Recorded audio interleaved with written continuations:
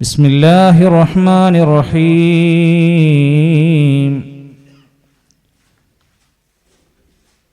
വഖലഖനാകും അസ്വാജാ വജഅൽനാകും സുബാതാ വജഅൽനൽ ലൈല ലിബാസാ വജഅൽനൻ നഹാറ മആശാ. ബഹുമാന്യരായ സഹോദരങ്ങളെ, സത്യവിശ്വാസികളെ, വിശ്വാസിനികളെ, സുഹൃത്ത് അബ്ദുൽ ലത്തീഫ് സാഹിബ് അദ്ദേഹത്തിൻ്റെ വീട്ടിൽ അല്ലെങ്കിൽ വീടിൻ്റെ പരിസരത്ത് ഇസ്ലാമിക ജീവിത സംസ്കാരങ്ങളെ ബോധ്യപ്പെടുത്തുന്ന ചില ഉത്ബോധനങ്ങൾ ആവശ്യമാണെന്ന് ഏറെക്കാലമായി ഓർമ്മപ്പെടുത്താറുണ്ടായിരുന്നു. തൻ്റെ കുടുംബങ്ങളും അയൽവാസികളുമെല്ലാം ഒരുമിച്ചിരുന്ന് അള്ളാഹു നൽകിയിട്ടുള്ള അനുഗ്രഹങ്ങളെ ബോധ്യപ്പെടുത്തുവാനും ചില തിരിച്ചറിവുകൾ, ചില ബോധ്യപ്പെടുത്തലുകൾ പരസ്പരം ഒന്ന് പങ്കുവെക്കുവാനും വേണ്ടിയാണ് ഈ ഒരു വേദി ഇവിടെ ഒരുക്കിയിട്ടുള്ളത്. അള്ളാഹു സുബ്ഹാനഹു വ തആല നമുക്കെല്ലാം ഒരുപാട് ഉപകരിക്കുന്ന നാഫിആയ ഇൽമ്, അറിവ് അള്ളാഹു പ്രദാനം ചെയ്യുമാറാകട്ടെ. ഈ സംവിധാനങ്ങൾ, ഈ സദസ്സ്, ഇവിടുത്തെ മറ്റു സൗകര്യങ്ങളെല്ലാം ഒരുക്കി തന്ന ഈ കുടുംബത്തിന് അള്ളാഹു ഏറെ ഖൈറും ബറക്കത്തും പ്രദാനം ചെയ്യുമാറാകട്ടെ. സഹോദരങ്ങളെ, നമ്മുടെ ജീവിതത്തിലെ വളരെ പ്രാധാന്യത്തോടെയും ഗൗരവത്തോടെയും കാണേണ്ട, ചിന്തിക്കേണ്ടുന്ന ഒരു കാര്യമാണ് നമ്മുടെ കുടുംബം എന്നത്. കൂടുതൽ വിശദീകരണങ്ങളൊന്നും ആവശ്യമില്ലാതെ ആർക്കും ലളിതമായി മനസ്സിലാക്കാൻ പറ്റുന്ന ഒരു യാഥാർത്ഥ്യമാണ്, ഒരു സത്യമാണ്. കുടുംബജീവിതത്തിൽ സന്തോഷവും സമാധാനവും ഉണ്ടായില്ലെങ്കിൽ ഒരു വ്യക്തിയുടെ എല്ലാ സന്തോഷങ്ങളും അതോടെ നഷ്ടപ്പെടും. വലിയ വലിയ സംവിധാനങ്ങളും വലിയ സൗകര്യങ്ങളും ആഡംബരങ്ങളൊക്കെ ഉണ്ട് എന്ന് പറയുന്നവർ പോലും ചില നിമിഷങ്ങളിൽ ഏറെ വിഷമത്തോടെ കരഞ്ഞു പോകുന്നത് തൻ്റെ കുടുംബം അനുഭവിക്കുന്ന വേദനകൾ കൊണ്ടായിരിക്കും. ഇവിടെ നമ്മളൊന്ന് ആലോചിച്ചു നോക്കിയാൽ ഇന്ന് സത്യത്തിൽ നമ്മുടെ വീട്, നമ്മുടെ കുടുംബം എന്ന് പറയുന്നത് പലയിടത്തും അശാന്തിയുടെ അഗ്നിപർവ്വതങ്ങൾ പുകയുന്ന ഇടങ്ങളാണ്. ഓരോ രാത്രികളും തലയിണയിൽ കണ്ണീര് വെച്ചുകൊണ്ട് കരഞ്ഞുകൊണ്ട് ഉറങ്ങുന്ന രാത്രികളായി ദാമ്പത്യം പോലും മാറിക്കൊണ്ടിരിക്കുക. ഭാര്യയുടെ ഭർത്താവിന്റെ അവിഹിതങ്ങളിൽ, തെറ്റായ നയനിലപാടുകളിൽ മനം മടുത്ത് കുട്ടികളെ ഓർത്ത് മാത്രം ജീവിച്ച് തള്ളി നീക്കുന്ന ഒട്ടനേകം കുടുംബങ്ങൾ ഇന്ന് നമ്മുടെ മുമ്പിൽ പറയാൻ വിതുമ്പി നിൽക്കുന്ന ഒട്ടനേകം ആളുകളുണ്ട്. ജീവിത വഴിയിൽ എപ്പോഴോ കണ്ടുമുട്ടിയ ഒരാൾ അയാളുടെ കൂടെ ഇറങ്ങിപ്പോകാൻ 18 വയസ്സ് തികയാൻ കാത്തു നിൽക്കുന്ന, നമ്മൾ വളർത്തി ഉണ്ടാക്കിയ മക്കളുള്ള കാലഘട്ടം.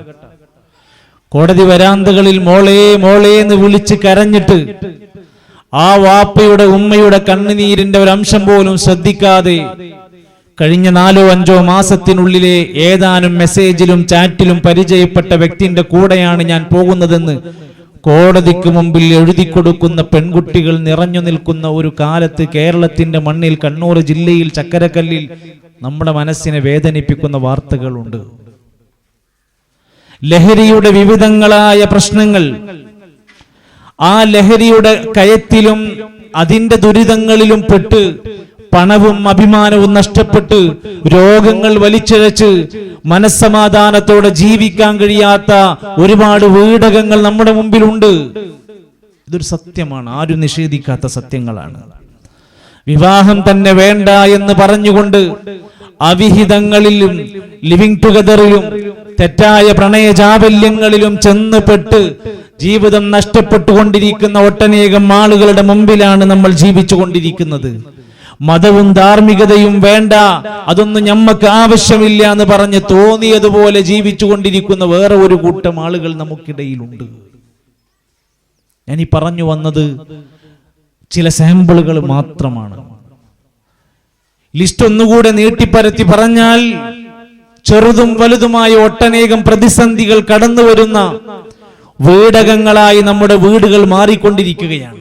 കഴിഞ്ഞ ഏതാനും ദിവസങ്ങൾക്ക് മുമ്പ് താമരശ്ശേരി എന്ന് പറയുന്ന നമുക്കൊക്കെ അറിയാവുന്ന വയനാട് ചുരത്തിന്റെ താഴ്പ്രദേശമായ താമരശ്ശേരിയിൽ ഒരു പെൺകുട്ടിയുടെ ആത്മഹത്യ ഉണ്ടായിരുന്നു.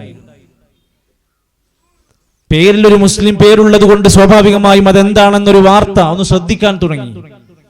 4 കുട്ടികളുടെ ഉമ്മയായ ആ പെൺകുട്ടി തന്റെ ഭർത്താവിനെ ഉപേക്ഷിച്ച് ഒരു ആൺ സുഹൃത്തിന്റെ പിന്നാലെ പോയി. ഇപ്പൊ എല്ലാവരും അങ്ങനെയാണ് പറയുക, ആൺ സുഹൃത്തിന്റെ പിന്നാലെ ഇറങ്ങിപ്പോയി.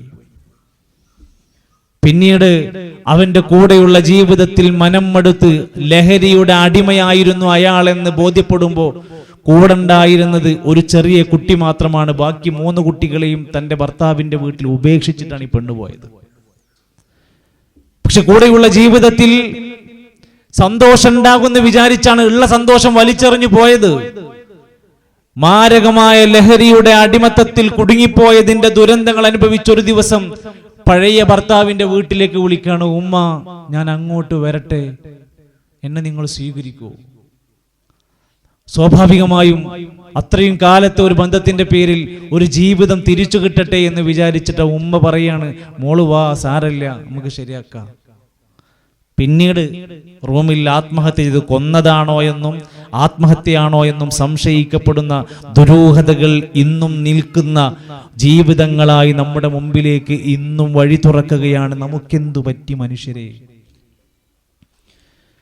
അല്ലാഹുവിന്റെ ദീന്, അല്ലാഹുവിന്റെ പ്രമാണങ്ങൾ മനുഷ്യന്റെ ജീവിതത്തെ കുറിച്ച് പറയാണ്. 10 കാര്യങ്ങൾ മനുഷ്യ നിന്റെ ദൃഷ്ടാന്തങ്ങളാണ്, ചിന്തിച്ചു നോക്ക്. നീ അല്ലാഹു തആല നിനക്ക് തന്ന ഭൂമിയിൽ കാണാത്തതും കാണുന്നതുമായ അത്ഭുതങ്ങളുണ്ട്.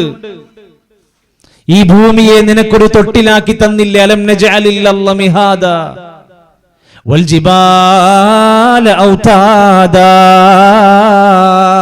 പർവ്വതങ്ങൾ ആണിയാക്കിയത് അത്ഭുതമാണ്. വഖലഖനാകും അസ്വാജാ,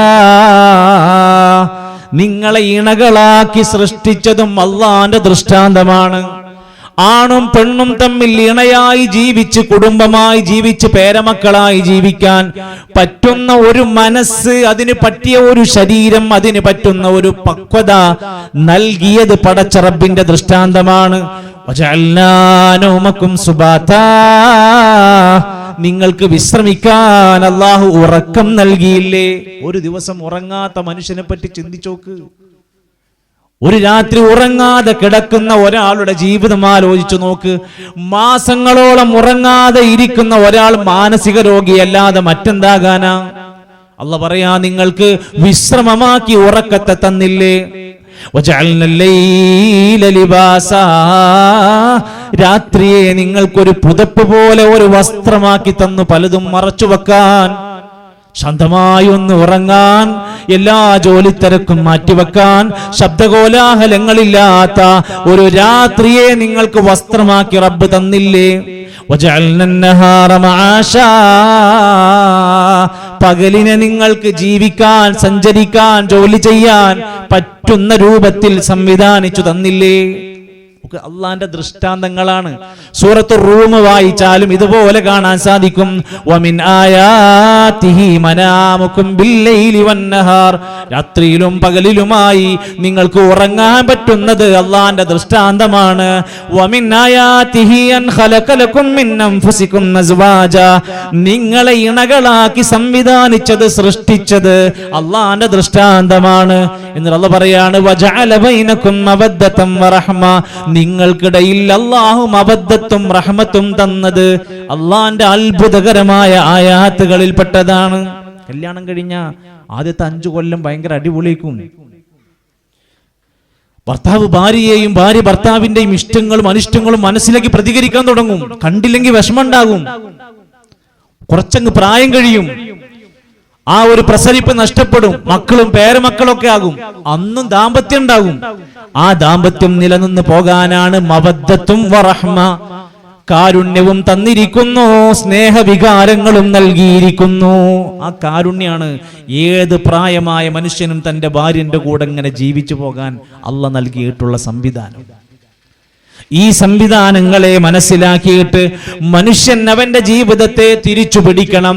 യഥാർത്ഥ ദീനിന്റെ വിഷയങ്ങളിലേക്ക് അവൻ മടങ്ങി വരണം. മഹാനായ ആദം നബി അലൈഹിസ്സലാത്തു വസ്സലാമിനെ ആകാശലോക സ്വർഗലോകത്തു നിന്ന് പുറത്താക്കുന്ന ഘട്ടം വന്നു. നമുക്കറിയാം ചരിത്രം.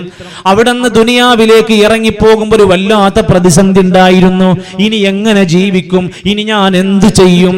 അള്ളാന്റെ ഖുർആൻ പറയാണ്, ആ സമയത്ത് അള്ളാഹ് വഹി കൊടുക്കുകയാണ്,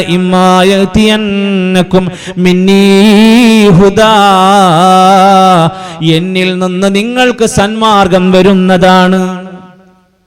ആകാശത്തുനിന്ന് ഭൂമിയിലേക്ക് മനുഷ്യർക്ക് യഥാർത്ഥ ജീവിതം എങ്ങനെയാ ജീവിതം നയിക്കേണ്ടത്, വീട്ടിലെ മര്യാദകൾ എന്തൊക്കെയാ, ദാമ്പത്യ മര്യാദ എങ്ങനെയാ, മക്കളോട് പെരുമാറേണ്ടത് എങ്ങനെയാ, ജീവിതത്തിന്റെ മരണത്തിന്റെ മുഴുവൻ കാര്യങ്ങളും നിങ്ങൾക്ക് ആകാശലോകത്തുനിന്ന് വഹിയായി ഇറക്കിത്തരും. ഫമൻ തബിഅ ഹുദായ്, അതാരാണോ ആ മാർഗം സ്വീകരിക്കുന്നത്, ഫലാ ഖൗഫുൻ അലൈഹിം വലാ ഹും യഹ്സനൂൻ, അവർക്ക് വിഷമിക്കേണ്ടി വരൂല, അവർക്ക് സങ്കടപ്പെടേണ്ടി വരൂല, ദുഃഖിക്കേണ്ടി വരൂല. അള്ളാന്റെ ഹുദ സ്വീകരിക്കാത്ത ഒരു കുടുംബമാണോ നമ്മൾ, കരയേണ്ടി വരും. പല നഷ്ടങ്ങൾ ഉണ്ടാകും, ജീവിതത്തിന്റെ സ്വസ്ഥത നഷ്ടപ്പെടും, ഉറപ്പാണ്. അതെവിടെയാ പറഞ്ഞിരിക്കുന്നത്? അല്ലാഹുവിന്റെ ഖുർആൻ പറയാണ്, വമൻ അഅറദ അൻ ദിക്രി ഫഇന്ന ലഹു മഈശതൻ ലൻകാ വനഹ്ശുറുഹു യൗമൽ ഖിയാമത്തി അഅമാ. അള്ളാന്റെ ഉത്ബോധനങ്ങളെ തൊട്ട് ആരാണോ തിരിഞ്ഞു കളയുന്നത്, അവന് നാം കുടുസായ ജീവിതം നൽകുന്നതാ. അള്ളാന്റെ ഉത്ബോധനങ്ങൾ, ദിക്ർ, ഖുർആനെ പറ്റി പറയുന്നുണ്ട്, വഹീനെ പറ്റി പറയുന്നുണ്ട്, പ്രവാചകന്റെ അധ്യാപനങ്ങളെ പറ്റി ദിക്ർ എന്ന് പറയാറുണ്ട്. ഉത്ബോധനങ്ങൾ ആരാണോ തള്ളിക്കളയുന്നത്, അവർക്ക് കുടുസായ ജീവിതമായിരിക്കും വരാൻ പോകുന്നത്. അതിന്റെ നേരെ ഓപ്പോസിറ്റ്, ആരാണോ അള്ളാനെ സൂക്ഷിച്ച് പടച്ചോനെ പേടിച്ച് ജീവിക്കുന്നത്, അള്ളാഹ് ഒരു പോംവഴി ഉണ്ടാക്കിത്തരും. വിചാരിക്കാത്ത വഴിയിൽ അള്ളാഹ് റിസ്ക് നൽകിക്കൊണ്ടിരിക്കും. ഇതാണ് നമ്മൾ ഇന്ന് മനസ്സിലാക്കേണ്ടുന്ന നമ്മുടെ എല്ലാ കാര്യത്തിന്റെയും അടിത്തറ. ഞാൻ അള്ളാന്റെ കൽപ്പനകൾ പാലിക്കുന്നുണ്ടോ? എന്റെ എല്ലാ കാര്യത്തിലും എനിക്ക് അള്ളാഹുവിനെ മതി എന്ന ബോധ്യം എനിക്കുണ്ടോ? എന്റെ വീട് ഇസ്ലാമിക അന്തരീക്ഷത്തിലാണോ? എന്റെ കുടുംബം ആ തർബിയത്തേക്ക് വന്നിട്ടുണ്ടോ? ഞാൻ എന്റെ മക്കളെ വളർത്തുന്നത് ഒരു ഇസ്ലാമിക തർബിയത്തിലാണോ? ഞാൻ എന്റെ ഭാര്യനോട് പെരുമാറുന്നത് ആ ഒരു ഇസ്ലാമിക അന്തരീക്ഷത്തിലാണോ? ഞാൻ എന്റെ ഭർത്താവ് എന്ന നിലക്ക് ഞാൻ അദ്ദേഹത്തിനോടുള്ള പരിഗണന സത്യസന്ധമായ ആ വിഷയത്തിൽ ഒതുങ്ങുന്നതാണോ? ഇങ്ങനെ നമ്മളൊന്ന് അടിവരയിട്ട് മനസ്സിലാക്കിയാൽ നമ്മുടെ ഇടയിലെ ഒരുപാട് പ്രശ്നങ്ങൾ നമുക്ക് പരിഹരിക്കാൻ കഴിയും. അതിലേറ്റവും പ്രധാനമായിരുന്നു അമ്പിയാക്കന്മാർ നൽകുന്ന ഒരു മാർഗനിർദ്ദേശം. എന്തിന് നമ്മൾ അമ്പിയാക്കന്മാരുടെ മാർഗം സ്വീകരിക്കണം? 17 തവണ നമ്മൾ അള്ളാഹിനോട് ചോദിക്കുന്നത് എന്താ? അള്ളാഹുവേ, ഞങ്ങൾക്ക് നേരായ മാർഗം തരണേ, സിറാത്തുൽ മുസ്തഖീമിൽ ഞങ്ങളെ നടത്തണേ. നമ്മൾ പറയുന്ന വാക്കിന്റെ അർത്ഥതാണ്. ആരാണ് ആ മാർഗത്തിൽ സഞ്ചരിച്ചവർ? സിറാത്തുൽ ലദീന അൻഅംത അലൈഹിം ഗൈറിൽ മഗ്ദൂബി അലൈഹിം വലദ്ദാല്ലീൻ. ഫാത്തിഹ അറിയാ? അർത്ഥം അറിയോ? ഖുർആൻ പഠിക്കാൻ എന്തെങ്കിലും നോക്കിയിട്ടുണ്ടോ? സ്പോക്കൺ ഇംഗ്ലീഷ് അറിയാ? ഡ്രൈവിംഗ് അറിയാ? അല്ലെ, സഹോദരിമാര് ഡ്രൈവിംഗ് പഠിക്കുന്നുണ്ട്. വിദേശ ഭാഷകൾ അറിയാ? ജർമ്മൻ ഭാഷ അറിയാ? പല ടെക്നോളജികൾ അറിയാം. അള്ളാന്റെ കലാമെന്ന് ഒരായത്ത് കേട്ടാൽ ഇതിന്റെ അർത്ഥാണെന്ന് നമുക്ക് പറയാൻ പറ്റുമോ? ഇത് ഇന്ന സൂറത്തിലാണെന്ന് നമുക്കറിയോ? എല്ലാ സൂറത്തും പഠിക്കാൻ പറ്റിയില്ല. സൂറത്തുൽ ഫാത്തിഹയും അവസാനത്തെ ഒരു ജുസ് എങ്കിലും മറിയുന്നവരുടെ എണ്ണം നമ്മുടെ വീട്ടിലത്തെ ലിസ്റ്റ് എടുക്കി എന്നിട്ടൊന്ന് പരിശോധിക്കുക. നമുക്ക് ഖുർആൻ അറിയോ? അള്ളാന്റെ ഹുദയാണ് ഖുർആൻ. അത് സ്വീകരിച്ചാലാണ് നമുക്ക് വെളിച്ചം കിട്ടുക. അത് സ്വീകരിച്ചാ നമ്മൾ പിഴക്കൂല. നബി തങ്ങൾ മരിക്കുന്നതിന്റെ മുമ്പ് വിടവാങ്ങൽ പ്രസംഗത്തിന്റെ സമയത്ത് പറയാണ്, തറക്തു ഫീക്കും അംറൈൻ, 2 കാര്യങ്ങൾ ഞാൻ വിട്ടേച്ചു പോവാണ്. ലൻ തളില്ലൂ മാ തമസ്സക്തും ബിഹിമാ, അത് രണ്ടും മുറുകെ പിടിച്ചാ പിഴക്കൂല.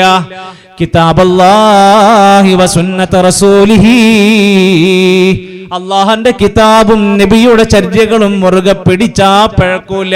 ആളുകളൊക്കെ പറയും നീ പിഴച്ചോനാണ്, നീ പുത്തൻവാദിയാണ്, നിനക്ക് സ്വലാത്തില്ല, നിനക്ക് ദിക്റില്ല, നിനക്ക് കുടുംബജീവിതല്ല, നിനക്ക് നോമ്പില്ല, നിനക്ക് ഔലിയാക്കന്മാരെ പറ്റി വിശ്വാസമില്ല, നിനക്ക് ഖബർ സിയാറത്തില്ല, എന്തും ആളുകൾക്ക് പറയാൻ പറ്റും. പക്ഷേ നമ്മൾ പറയുകയാണ് ഇസ്ലാം പറഞ്ഞതെല്ലാം നമ്മൾ അംഗീകരിക്കുന്നു. ഇസ്ലാമിനകത്ത് ഇല്ലാത്തത് ആരെങ്കിലും സ്വമേധയാ കെട്ടിച്ചമച്ചുണ്ടാക്കിയാൽ അപ്പൊ നമ്മൾ പറയും അതൊന്ന് പരിശോധിക്കണം, ഇത് ദീനിലുണ്ടോ ഒന്ന് പരിശോധിക്കണം. അതൊരു മുഅ്മിനിന്റെ അടയാളാണ്. നമ്മൾ ഏതൊരു കാര്യത്തിനെയും അള്ളാഹുവിന്റെ ദീനിലേക്ക് ചേർത്ത് വെച്ചുകൊണ്ടാ പഠിക്കേണ്ടത്. നോക്കൂ നിങ്ങൾ, ലോക ചരിത്രത്തിൽ കടന്നു വന്ന അമ്പിയാക്കന്മാരുടെ ചരിത്രം വിശദീകരിക്കുന്ന അൽ ബിദായ വൻ നിഹായ എന്ന ചരിത്ര ഗ്രന്ഥമുണ്ട്. നമ്മളൊക്കെ വായിക്കണം. വായിക്കാൻ മടിയുള്ള കാലം നമ്മൾക്ക്. നമ്മൾ എന്തുകൊണ്ട് വായിക്കണില്ല? നമുക്ക് തടസ്സം എന്താ? വിശുദ്ധ ഖുർആനില് ആദ്യം ഇറങ്ങിയ 5 ആയത്ത് ഇഖ്റ ബിസ്മി റബ്ബിക്കല്ലദീ ഖലഖ് ഖലഖൽ ഇൻസാന മിൻ അലഖ് ഇഖ്റ വറബ്ബുക്കൽ അക്രം അല്ലദീ അല്ലമ ബിൽ ഖലം അല്ലമൽ ഇൻസാന മാ ലം യഅലം. ഈ 5 ആയത്തിൽ 6 വാക്കുകൾ അറിവിനെ കുറിച്ച് സൂചിപ്പിക്കുന്ന വാക്കാണ്. ആദ്യം ഇറങ്ങിയ 5 ആയത്തിൽ 6 വാക്കുകൾ അറിവ് വേണമെന്ന് പഠിപ്പിക്കുന്ന വാക്കാണ്. ഇഖ്റ, ഇഖ്റ, ഖലം, അല്ലമ, മാ ലം യഅലം തുടങ്ങിയ 6 പദങ്ങളെ കുറിച്ച് വിശദീകരിച്ച് ഉലമാക്കന്മാര് പറയുന്നത് വിശുദ്ധ ഖുർആനിന്റെ ആദ്യത്തെ 5 ആയത്തുകൾ പോലും പഠിക്കണം, വായിക്കണം എന്ന് പഠിപ്പിച്ചതാണ്. അതൊക്കെ ഇപ്പൊ എന്താ അത്ര പഠിക്കാള്? ആകെ നമ്മള് വാപ്പകാരണവന്മാര് അങ്ങനെ പണ്ടങ്ങനെ ചെയ്തില്ലേ? നാട്ടുകാരെല്ലാരും ചെയ്തില്ലേ? ഭൂരിപക്ഷ ആൾക്കാർ ചെയ്തില്ലേ? എളാപ്പയും മൂത്താപ്പയും ചെയ്തില്ലേ? പോരാ.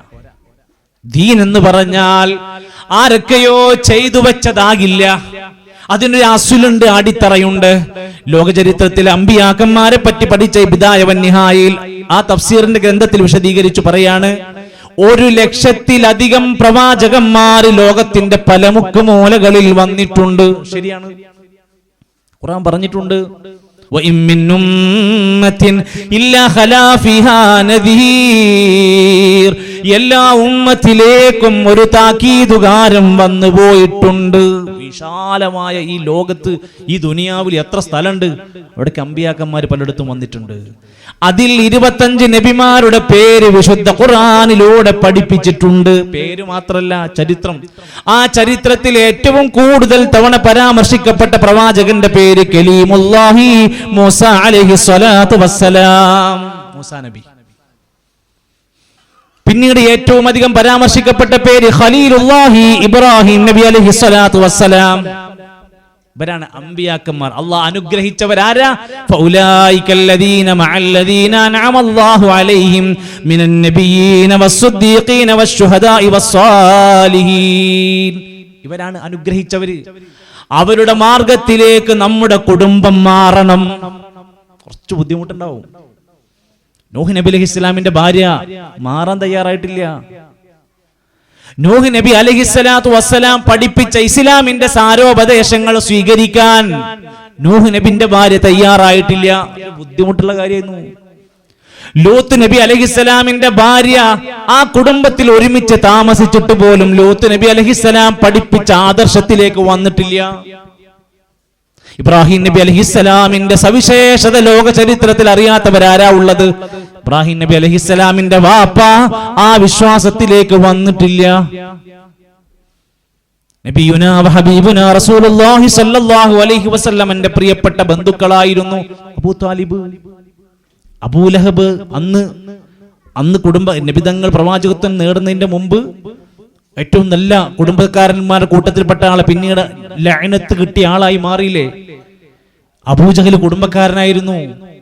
അബൂ ത്വാലിബിന്റെ ഒക്കെ മരണത്തിൽ എത്ര വിഷമുണ്ടായിരുന്നു നബിതങ്ങൾക്ക്. എന്താ ഇതിന്റെ പ്രത്യേകത? ഈ വഹിയിന്റെ സന്ദേശം സ്വീകരിച്ചവർക്കേ രക്ഷപ്പെടാൻ പറ്റൂ. മഹാനായ റസൂൽ കരീം സല്ലല്ലാഹു അലൈഹി വസല്ലം പ്രിയപ്പെട്ട മോള് ഫാത്തിമ റളിയല്ലാഹു അൻഹയെ വിളിക്കാണ്. ഫാത്തിമ അൻതി ഖിത്അത കബദി, നീ എനിക്ക് എന്റെ കരളിന്റെ കഷ്ണമാണ് ഫാത്തിമ. നമ്മൾ പഠിക്കേണ്ട വാക്കാണത്. മോളെ എനിക്ക് പ്രിയപ്പെട്ടതാണ്, ഇജിന്റെ മുത്താണ്, ഇജിന്റെ കരളാണ്, ഇജിന്റെ പ്രിയപ്പെട്ടതാണ് നമ്മൾ പറയേണ്ടത് നമ്മളെ മോളോടാണ്, നമ്മളെ മോനോടാണ്. ഈ വാക്ക് നമ്മളിപ്പോ കേൾക്കുന്നത് എവിടുന്നാ? ഓളെ കാമുകനിൽ നിന്നാണ്, ഓന്റെ കാമുകിയിൽ നിന്നാണ്. സ്വാഭാവികമായി കുട്ടിക്ക് തോന്നി ഓൾക്കാണ് എന്നോടിഷ്ടം, അവൻക്കാണ് എന്നോടിഷ്ടം. ആ ഇഷ്ടത്തെയാണ് നമ്മൾ പൊളിക്കേണ്ടത്. നബിതങ്ങൾ മോളെ വിളിച്ചു പറയാണ്, മോളെ നീ എനിക്കെന്റെ കരളിന്റെ കഷ്ണമാണ്, ദുനിയാവിൽ നീ ചോദിച്ചത് തരാൻ എനിക്ക് പറ്റാവുന്നതൊക്കെ ഞാൻ ചെയ്യും. പക്ഷെ മോളെ ഒരു കാര്യമുണ്ട്, യാ ഫാത്തിമ അൻഖിദീ നഫ്സകി മിനന്നാർ, നാളെ നരകത്തിന്റെ അഗ്നിയിൽ നിന്ന്, തീയിൽ നിന്ന് നീ നിന്റെ തടിനെ കാത്തോളണം. അതെനിക്ക് പറ്റൂല, ഞാൻ വാപ്പയാണ്, എന്റെ മോളോട് കാണിച്ചാന്ന് പറഞ്ഞാൽ തരൂല. അത് അള്ളാഹുവിന്റെ തീരുമാനമുള്ളൊരു ലോകാണ്. അവിടെ അള്ളാഹുവിന്റെ തീരുമാനത്തിനാണ് പ്രാധാന്യം ഉണ്ടാവുക. ഇതിന്റെ വാപ്പയാണ്, എന്റെ ഉമ്മയാണെന്ന് പറഞ്ഞ് പറ്റുന്നവരൊക്കെ പിടിച്ച് സൗകര്യം പോലെ മാറ്റാൻ കഴിയില്ല. ഇവിടെയാണ് ആ പ്രവാചകന്മാരുടെ മാർഗം പഠിക്കലാണ് നമ്മുടെ കുടുംബത്തിന്റെ പരിഹാരം എന്നാണ് ഞാൻ പറഞ്ഞു വന്നത്. എന്തൊക്കെ പ്രതിസന്ധി വന്നാലും അമ്പിയാക്കന്മാർ അവരുടെ ജീവിതത്തിൽ അനുഭവിച്ച പ്രയാസങ്ങൾ എത്രയായിരുന്നു. നൂഹ് നബി അലൈഹിസ്സലാത്തു വസ്സലാം അവിടുത്തെ 950 കൊല്ലക്കാലം നാട്ടുകാരെ ഇസ്ലാമിലേക്ക് ക്ഷണിക്കായിരുന്നു. നമ്മളൊക്കെ അതിന്നാണ് ഈ ഒരു ക്ലാസിന്റെ പോലും പ്രചോദനം അവിടുന്നാണ്. തന്റെ വീട്ടുകാരെ, അയൽവാസികളെ, നാട്ടുകാരെ ക്ഷണിക്കാണ്. എപ്പോ? ലൈലം വനഹാറ, രാത്രി ക്ഷണിക്കും, പകല് പോയി ക്ഷണിക്കും. 950 കൊല്ലം ആ ക്ഷണിക്കുമ്പോ ജനങ്ങൾ എന്താ ചെയ്യാ? ഞങ്ങൾ വരാ, കുഴപ്പമില്ല, ഞങ്ങൾ കേൾക്കാം. ഇല്ല, അവർ ചെവി അടച്ചു വെക്കും, വിരലിട്ട് വെക്കും, വസ്ത്രം കൊണ്ട് മൂടിക്കളയും, ഞങ്ങൾക്ക് കേൾക്കണ്ട. റബ്ബിൻസുർനീ ബിമാ യുകദ്ദിബൂ, റബ്ബേ ഈ ജനങ്ങൾ എന്നെ നിഷേധിക്കുകയാണ്, റബ്ബേ എന്നൊന്ന് സഹായിക്കണേ. 950 കൊല്ലം വാഴ് പറഞ്ഞിട്ട് ആകെ കുറഞ്ഞ വിരലിലെണ്ണാവുന്ന 70-80 ആളുകളെയാണ് ലാസ്റ്റ് കിട്ടിയത്. ആ പ്രവാചകൻ അനുഭവിച്ച വിഷമാണ് ആ ചരിത്രം സൂചിപ്പിച്ചത്. പ്രിയപ്പെട്ടവരെ, നമ്മുടെ ജീവിതത്തിൽ, നമ്മുടെ കുടുംബത്തിൽ ഇത്തരത്തിലുള്ള പല പ്രതിസന്ധികളും മേഖലകൾ തുറന്നു വരുമ്പോ നമ്മളും എന്താ ചെയ്യാ? ഇവിടെയാണ് നമ്മൾ ആലോചിക്കേണ്ടത്, നമ്മൾ എന്താ ചെയ്യാ? അത് നബി അലൈഹിസ്സലാമിനെയും ഹവ്വാ ബീവിയെയും സ്വർഗത്തിൽ നിന്ന് പുറത്താക്കുന്നത് എന്തിന്റെ പേരിലാ? ഒരു കാര്യം ചെയ്യരുതേ എന്ന് വിലക്കിയിരുന്നു, ആ കാര്യം അവരിൽ സംഭവിച്ചു. പിശാചിന്റെ പ്രേരണക്ക് അവർ അടിമപ്പെട്ടു പോയി. കഴിക്കാൻ പാടില്ലാത്ത കൈകനികൾ കഴിച്ചുപോയി, സ്വർഗത്തുനിന്ന് പുറത്താക്കപ്പെട്ടു. അവർ രണ്ടുപേരും പശ്ചാത്തപിച്ച് തൗബ ചെയ്യുകയാണ്, ഇനി നന്നാവുകയാണ്. മോശമായതുകൊണ്ടല്ല, ഇതൊന്ന് രക്ഷപ്പെടണമല്ലോ ഈ ശിക്ഷയിൽ നിന്ന്. റബ്ബനാ ളലംനാ അൻഫുസനാ വഇല്ലം തഗ്ഫിർ ലനാ വതർഹംനാ ലനകൂനന്ന മിനൽ ഖാസിരീൻ.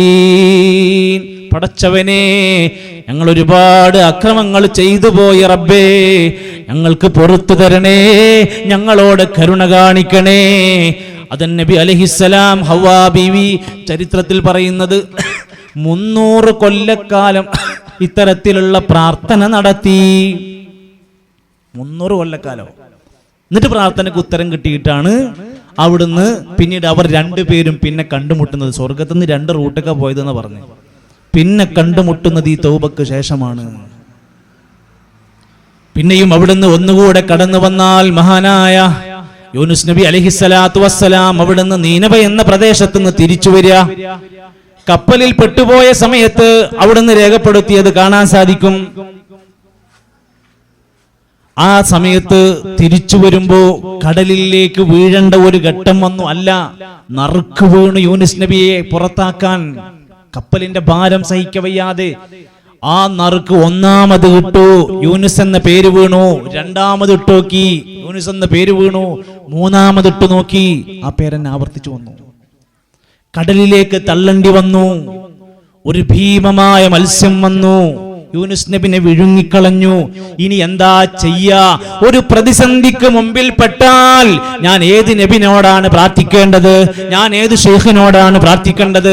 ഞാൻ എവിടേക്കാണ് എന്റെ സങ്കടം നീട്ടേണ്ടത്? ഞാൻ എന്റെ മനസ്സിന്റെ വേദന എവിടേക്കാണ് പറയേണ്ടത്? യൂനുസ് നബി പഠിപ്പിച്ചു തരാണ്. മത്സ്യത്തിന്റെ ഉള്ളിൽ, രാത്രിയുടെ ഇരുട്ടിൽ, കടലിന്റെ ഉള്ളിൽ കുടുങ്ങിയപ്പോ ലാ ഇലാഹ ഇല്ലാ അൻത സുബ്ഹാനക ഇന്നി കുൻതു മിനൽ ളാലിമീൻ. ഞാൻ അക്രമം ചെയ്തു പോയി റബ്ബേ, നീയല്ലാതെ ഒരു ഇലാഹില്ല. അള്ളാഹുവിനോട് സങ്കടങ്ങൾ അങ്ങനെ പറഞ്ഞു. മത്സ്യം പുറത്തേക്ക് വന്ന് തള്ളിക്കളഞ്ഞു. യൂനുസ് നബി ജീവനോടെ രക്ഷപ്പെട്ടു. ഇതൊക്കെ ഖുർആനിലുണ്ട്. ഈ ചരിത്രം പഠിക്കുന്നവർക്ക് അള്ളാഹുവിലേക്ക് അടുക്കാനുള്ള എന്ത് പ്രയാസത്തിലും എന്റെ റബ്ബ് മതി എന്ന് പഠിപ്പിച്ചു തരാണ്. ഇബ്രാഹിം നബി അലൈഹിസ്സലാമിനെ തീക്കുണ്ടാരത്തിലേക്ക് വലിച്ചെറിയുകയാണ് നാട്ടുകാര്. ഇദ്ദേഹത്തിന്റെ ഒരു തൗഹീദ്, മൂപ്പര് എപ്പോ നോക്കിയാലും ഒരു ഇസ്ലാം, എപ്പോ നോക്കിയാലും ഒരു തൗഹീദ് എന്നൊക്കെ പറഞ്ഞ് ഇതൊന്നും ഞമ്മക്ക് ശരിയാവൂല, ഇയാള് മാത്രാണ് ഞങ്ങളുടെ നാട്ടിലത്തെ പ്രശ്നം എന്നൊക്കെ പറഞ്ഞിട്ട് നമ്രൂദ് എന്ന അഗ്നിയുടെ അല്ലെങ്കിൽ തീകുണ്ടാരത്തിലേക്ക് വലിച്ചെറിയാൻ രാജാവിന്റെ കൽപ്പന തീയുണ്ടാക്കിയിട്ട് ഇബ്രാഹിം നബി അലൈഹി ഇസ്ലാമിനെ തീയിലേക്ക് വലിച്ചെറിഞ്ഞു. ശരീരത്തിൽ ഒരു രോമത്തിന് പോലും പോറലേൽക്കാതെ അവിടുന്ന് രക്ഷപ്പെടാനുള്ള കാരണം പറയാണ്. ഇബ്രാഹിം നബി അലൈഹിസ്സലാം അല്ലാഹനെ വിളിച്ചു, ഹസ്ബി അല്ലാഹ് വ നിഅമൽ വകീൽ. എത്ര സംഭവങ്ങൾ നമ്മളെ മുമ്പിൽ കിടക്കുന്നത്. അള്ളാഹുവിൽ അഭയം പ്രാപിച്ചു, അള്ളാഹു രക്ഷപ്പെടുത്തി. കുടുംബമായി ജീവിക്കുന്ന ഓരോന്ന് വരും നമ്മുടെ മുമ്പിൽ. അപ്പോഴാണ് നമ്മൾ നിലപാട് സ്വീകരിക്കുക. അത് കഴിഞ്ഞാൽ യാക്കൂബ് നബി അലൈഹിസ്സലാമിന്റെ പ്രിയപ്പെട്ട മക്കളെ കാണാത്ത അവസ്ഥ വന്നു. 30 കൊല്ലം യാക്കൂബ് നബി അലൈഹിസ്സലാമിന്റെ പ്രിയപ്പെട്ട മകനായ യൂസുഫ് നബി അലൈഹിസ്സലാമിനെ കാണാതെ വന്നു. ഒന്ന് ആലോചിച്ചോക്കെ. ചക്കരക്കല്ല് സ്റ്റാൻഡില് അല്ലെങ്കിൽ അങ്ങാടിയില് നമ്മളെ കുട്ടി ഇറങ്ങിയിട്ടുണ്ട്, ബസ് ഇറങ്ങി, സ്കൂൾ ബസ് ഇറങ്ങി. രാത്രി 10 മണിയായിട്ടും കുട്ടി വീട്ടിലേക്ക് വന്നിട്ടില്ല. അന്നറിയാൻ പറ്റും നമ്മളെ ഈമാൻ എങ്ങനെ ഉണ്ട്. നമ്മുടെ പ്രിയപ്പെട്ട മോളെ കാണാനില്ല. ഒരു ദിവസം കഴിഞ്ഞു, 2 ദിവസം കഴിഞ്ഞു, നമ്മളൊക്കെ തളർന്ന് മൂലക്കിരിക്കും. പ്രിയപ്പെട്ട യാക്കൂബ് നബി അലൈഹിസ്സലാത്തു വസ്സലാമിന്റെ ചരിത്രം പറയുന്നു. 30 കൊല്ലം മോനെ കാണാതെ കരഞ്ഞു. കണ്ണിന്റെ നിറം മാറി തുടങ്ങി. വിഷമത്തോടെ ഇരുന്നു. അല്ലാഹുവിൽ അഭയം പ്രാപിച്ചു. പടച്ചോനെ, ഒരു പരിഹാരം ഉണ്ടാക്കി തരണേ, നിന്നോട് ഞാൻ ആവലാതിപ്പെടുകയാണ്. എങ്ങനെയാണ് നമ്മളെ സങ്കടങ്ങളുടെ മുമ്പിൽ എന്ത് സങ്കടം തുറന്നു പറയാൻ പറ്റിയ ആളാണ് അല്ലാഹ്. ആരോടും പറയില്ല. വളരെ സ്വകാര്യമായി ഇരുന്ന് ഉള്ളു തുറന്ന് ഒരു കുട്ടി തന്റെ ആവശ്യങ്ങൾക്ക് വേണ്ടി യാചിക്കുന്ന പോലെ അള്ളാന്റെ മുമ്പിൽ തരാൻ വേണ്ടി ചോദിക്കാൻ പറ്റുന്ന വഴിയാ. ഇന്നമാ അഷ്കൂ ബസീ വഹ്സിനീ ഇലല്ലാഹ്. ഞാൻ എൻ്റെ ആവലാതി, എൻ്റെ വേവലാതി, എൻ്റെ സങ്കടങ്ങളിതാ അല്ലാഹുവിലേക്ക് മടക്കുന്നു. എന്തുണ്ടായി? യൂസുഫ് നബി അലൈഹിസ്സലാമിനെ കിണറ്റിലിട്ട യൂസുഫ് നബി കൊട്ടാരത്തിലെ മന്ത്രിയായിട്ടാണ് തിരിച്ചു വന്നത്. അത്ഭുതമാണ് സംഭവിച്ചത്. മൂസാ നബി അലൈഹിസ്സലാത്തു വസ്സലാമിന്റെ പിന്നിൽ വന്നിട്ട് ഫിറഔൻ വന്ന് പിടിക്കാൻ നിൽക്കുക. മുമ്പിൽ സമുദ്രം ഇങ്ങനെ പടർന്നു കിടക്കുക. ഒരിക്കലും രക്ഷപ്പെടാനുള്ള ഒരു വഴി എന്റെ മുമ്പിലില്ല. അവിടുന്ന് അല്ലാഹു തആല പറയാണ്, ലാ തഖഫ്, മൂസാ പേടിക്കണ്ട. കയ്യിലുള്ള വടി കൊണ്ട് ആ സമുദ്രത്തിൽ അങ്ങ് അടിക്കുക. അപ്പോഴോ അത് 2ആയി പിളരുന്നു. അതിനകത്തുകൂടെ മൂസാ നബി അലൈഹിസ്സലാം രക്ഷപ്പെടുന്നു. അവർക്കൊക്കെ വിശ്വാസം ഉണ്ടായിരുന്നു. അവരൊക്കെ പ്രാർത്ഥിച്ചതും സങ്കടപ്പെട്ടതും അവരുടെ യാതനകൾ വേദനകളെല്ലാം തുറന്ന് സംവദിച്ചതും അള്ളാഹുവിലേക്ക് അങ്ങ് നീട്ടിക്കൊടുക്കുകയാണ്. അവർ ഇലാഹദറത്തി പറയുന്നില്ല, ഇന്നാളുടെ ഹക്ക് ജാഹ് ബർക്കത്ത് കൊണ്ടെന്ന് പറയുന്നില്ല, ഏതെങ്കിലും മഖാമുകൾ ലക്ഷ്യമാക്കി ഇറങ്ങി ഓടുന്നില്ല, ഏതെങ്കിലും എടുത്ത് ഏതെങ്കിലും ആളുകൾ കൊണ്ടുവന്ന് കൊടുക്കുന്ന ഏതെങ്കിലും വെള്ളം കൊണ്ടുവന്ന് കുടിക്കണില്ല, ശരീരത്തിൽ ഒരു ഏലസ് കെട്ടുന്നില്ല, ഒരു ചരട് കെട്ടുന്നില്ല. അത്തരത്തിലുള്ള ദീന് പഠിപ്പിക്കാത്ത ഒരു മാർഗവും അമ്പിയാക്കന്മാർക്ക് അറിയില്ല, സാലിഹീങ്ങൾക്ക് അറിയില്ല. പ്രിയപ്പെട്ടവരെ, നബി കരീം സല്ലല്ലാഹു അലൈഹി വസല്ലം അവിടുത്തെ ജീവിതത്തിൽ എന്തെല്ലാം അനുഭവിച്ചു. നീണ്ട 13 കൊല്ലം മക്കത്ത്, 10 കൊല്ലം മദീനയിൽ എന്തെല്ലാം അനുഭവിച്ചു. അവിടുത്തെ പ്രാർത്ഥനകളെല്ലാം റബ്ബിലേക്കായിരുന്നു. റബ്ബനാ ആതിനാ ഫിദ്ദുനിയാ ഹസന വഫിൽ ആഖിറതി ഹസനതൻ വഖിനാ അദാബന്നാർ. ബദരീങ്ങൾ ആരോടായിരുന്നു അവരുടെ വിഷമങ്ങളിൽ പ്രാർത്ഥിച്ചത്? ഇത് തസ്തഗീസൂന റബ്ബക്കും ഫസ്തജാബ ലക്കും. റബ്ബിനോട് ഇസ്തിഗാസ ചോദിച്ചു, റബ്ബ് സഹായിച്ചു. ആയിരക്കണക്കിന് മലായികത്തുകളെ ഇറക്കി സഹായിച്ചു കൊടുത്തു. ഇതിൽ നിന്നെല്ലാം പഠിച്ചോ, നിന്റെ കുടുംബത്തിൽ, വാപ്പയിൽ, ഉമ്മയിൽ, മക്കളിൽ എന്തെങ്കിലും വിഷമങ്ങൾ ഇങ്ങനെ തങ്ങി നിൽക്കുമ്പോ രാത്രിയിൽ എഴുന്നേറ്റ് വുളൂ ചെയ്ത് ഖിയാമുൽ ലൈൽ നമസ്കരിച്ച റബ്ബിലേക്ക് കാനൂ ഖലീലം മിനൽ ലൈലി മാ യഹ്ജഊൻ വബിൽഅസ്ഹാരിഹും യസ്തഗ്ഫിറൂൻ. മുഅ്മിനീങ്ങള് ഉറക്കമൊഴിച്ച് റബ്ബിലേക്ക് ഇസ്തിഗ്ഫാർ ചെയ്യുന്ന സ്വഭാവക്കാരായിരിക്കും. അപ്പൊ നമ്മൾ പടച്ചവനിലേക്ക് മടങ്ങുന്ന കുടുംബാകണം. 2, ഈ അമ്പിയാക്കന്മാർ അവരുടെ കുടുംബത്തെ നയിച്ചു പഠിപ്പിച്ചു കൊടുത്തു. മക്കളെ, നിങ്ങളും ഇങ്ങനെയുള്ള ഇസ്ലാമിക കുടുംബാന്തരീക്ഷത്തിലേക്ക് വരണം. നമ്മളിങ്ങനെ നിസ്കരിക്കുക, പള്ളി പോകുക, നമ്മൾ പർദ്ദയൊക്കെ ഇട്ടിട്ടുണ്ട്, കുട്ടി ഇങ്ങനെ പലതും പല കോലത്തിലും നടക്കുന്നുണ്ട്. നമ്മൾ നിക്കാബ് ഇട്ടിട്ടുണ്ട്, കുട്ടി മേക്കപ്പ് ഇട്ടിട്ടുണ്ട്, അങ്ങനെ പല കോലത്തിലായിട്ട് നടക്കുന്നുണ്ട്. സത്യത്തിൽ എന്താണ് ഇതിന് പരിഹാരം? അമ്പിയാക്കന്മാർ പറഞ്ഞു കൊടുക്കണം, മക്കളെ, ഞങ്ങൾ ദീനാണ് നിങ്ങൾക്ക് തരുന്നത്, നിങ്ങൾ ഈ ദീനിനെ മുറുകെ പിടിക്കണം. ഇനി കുടുംബങ്ങളെ ചേർത്ത് പിടിക്കാനുള്ള ഇന്നത്തെ വലിയൊരു ടാർഗറ്റാണ് നമ്മുടെ മുമ്പിൽ. എൻ്റെ കുടുംബത്തിനും ഈ ദീന് കിട്ടണം. ഇവിടെ എത്രയോ ആൾക്കാരുണ്ട്, എത്രയോ പ്രാദേശികമായ ആളുകളുണ്ട്. നമ്മൾ നമ്മുടെ കുടുംബത്തോട് ദീന് പറയാറുണ്ട്. കുടുംബസംഗമം നടത്തും, ദീന് പറയില്ല. കുടുംബത്തോടൊപ്പം ടൂറ് പോകും, ദീന് കൊടുക്കൂല. സൽക്കാരം വെക്കും, കല്യാണം വെക്കും, ചോറ് കൊടുക്കും, മന്തി കൊടുക്കും, ദീന് കൊടുക്കൂല. ഇബ്രാഹിം നബി അലൈഹിസ്സലാം, യാക്കൂബ് നബി അലൈഹിസ്സലാം മക്കളോട് പറയാണ്, വവസ്സാ ഇബ്രാഹീമു ബിബനീഹി വയാക്കൂബ. യാക്കൂബ് നബിയും ഇബ്രാഹിം നബിയും വസിയത്ത് കൊടുത്തു, യാ ബനിയ, പൊന്നു മക്കളെ, ഇന്നല്ലാഹ അസ്തഫാ ലക്കുമുദ്ദീൻ, അല്ലാഹു നിങ്ങൾക്കിതാ ഒരു മതം തെരഞ്ഞെടുത്ത് തന്നിരിക്കുന്നു. ഫലാ തമൂതുന്ന ഇല്ലാ വഅൻതും മുസ്ലിമൂൻ, നിങ്ങൾ മുസ്ലിമായിട്ടല്ലാതെ മരിക്കരുത്. കുടുംബത്തിൽ പലരും മരിക്കും. മരിക്കണോലൊക്കെ എങ്ങനെ മരിക്കണം? മുസ്ലിമായിട്ടല്ലാതെ മരിക്കരുത്. യാക്കൂബ് നബി അലൈഹി സ്വലാം മരിക്കാൻ സമയത്ത് വസിയത്ത് കൊടുക്കണം. പാപ്പാക്ക് ബേജാറ് തുടങ്ങി. 12 മക്കളുണ്ടായിരുന്നു എന്ന് പറഞ്ഞ്, നമുക്ക് 2, 3 ഒക്കെ അല്ലേ. അങ്ങനെ വസിയത്ത് കൊടുക്കണം, അടുത്തേക്ക് വിളിക്കാണ്. മക്കളോട് ചോദിക്കാണ്, മാ തഅബുദൂന മിൻ ബഅദീ, എന്റെ കാലശേഷം നിങ്ങൾ എന്തിനെ ആരാധിക്കും മക്കളെ? ദീനാണ് ചോദിക്കണത്. ഞാൻ മരിച്ചാല് നിങ്ങൾ ആരെ ആരാധിക്കുക? ഖാലു, അവര് പറഞ്ഞു, നഅബുദു ഇലാഹക, വാപ്പാ നിങ്ങൾ ആരാധിച്ച ഏകനായ ഇലാഹിനെ, വനഅബുദു മാ നഅബുദു ഇലാഹക വ ഇലാഹ ആബായിക്, നിങ്ങളുടെ പിതാക്കന്മാർ ആരാധിച്ച ഏകനായ ഇലാഹിനെ മാത്രമേ ഞങ്ങൾ ആരാധിക്കുകയുള്ളൂ. ഈ ഒരു വാക്കാണ് നമ്മൾ നമ്മളെ കുടുംബത്തിനോടുള്ള ബാധ്യത പഠിപ്പിച്ചു തരുന്നത്. ഇസ്മായിൽ നബി അലൈഹി ഇസ്ലാമിനെ പറ്റി പറയാണ്, വകാന യഅ്മുറു അഹ്ലഹു ബിസ്സലാ, അദ്ദേഹം കുടുംബത്തോട് നിസ്കാരം കൽപ്പിക്കുന്ന വ്യക്തിയായിരുന്നു. നമ്മളോട് പ്രവാചകൻ നബി കരീം സല്ലല്ലാഹു അലൈഹി വസല്ലം വഹയ്യ് കിട്ടിയിട്ട് പ്രബോധനം നടത്തുകയാണ്, നാട്ടുകാരോടൊക്കെ പറയാൻ പോവുകയാണ്. പറയുന്നതിന് മുമ്പ് സൂറത്ത് ശുഅറായിൽ ആയത്തിറങ്ങി, വഅൻദിർ അശീറതകൽ അഖ്റബീൻ, നബിയേ നിങ്ങൾ നിങ്ങളുടെ അടുത്ത കുടുംബങ്ങൾക്കൊക്കെ താക്കീത് കൊടുക്കണം. കുടുംബക്കാരെ വിളിച്ചു കൊടുക്കണം, അവർക്ക് താക്കീത് കൊടുക്കണം. അവര് തിന്മ ചെയ്യുമ്പോൾ അവരോട് തിന്മയിൽ നിന്ന് തടയണം. അവർക്ക് അല്ലാഹുവിനെ പറ്റി പറഞ്ഞു കൊടുക്കണം. അവരോട്, അവരുടെ കുടുംബത്തിലെ മക്കളോട് കൃത്യമായി കൊണ്ട് മുറൂഹും ബിൽ മഅറൂഫി, നല്ല കാര്യം കൽപ്പിക്കണം. വൻഹൗഹും അനിൽ മുൻകരി, തിന്മകളെ തൊട്ട് തന്റെ കുടുംബത്തിനെ തടുക്കണം. ഓരോരുത്തരും ശ്രദ്ധിക്കേണ്ട മേഖലയാണ് അത്. തന്റെ വീട്, തന്റെ കുടുംബം അത്തരത്തിൽ ദീനുള്ള അന്തരീക്ഷത്തിലേക്ക് അവർ വരേണ്ടതുണ്ട്. ദീനില്ലാതെ കടന്നുപോയാൽ ആ ഭർത്താവ്, ആ ഭാര്യ, ആ മക്കൾ അല്ലാഹുവിനെ ധിക്കരിക്കുന്ന, പ്രവാചകനെ ധിക്കരിക്കുന്ന അവസ്ഥയിലേക്ക് കടന്നുപോകും. പ്രിയപ്പെട്ട കുടുംബങ്ങളെ, മൂന്നാമത് നമ്മൾ ശ്രദ്ധിക്കേണ്ടത് നമ്മുടെ ബാധ്യതകളെ കുറിച്ചാണ്. കുടുംബം ഇസ്ലാമായിട്ട് മുന്നോട്ട് പോണോ?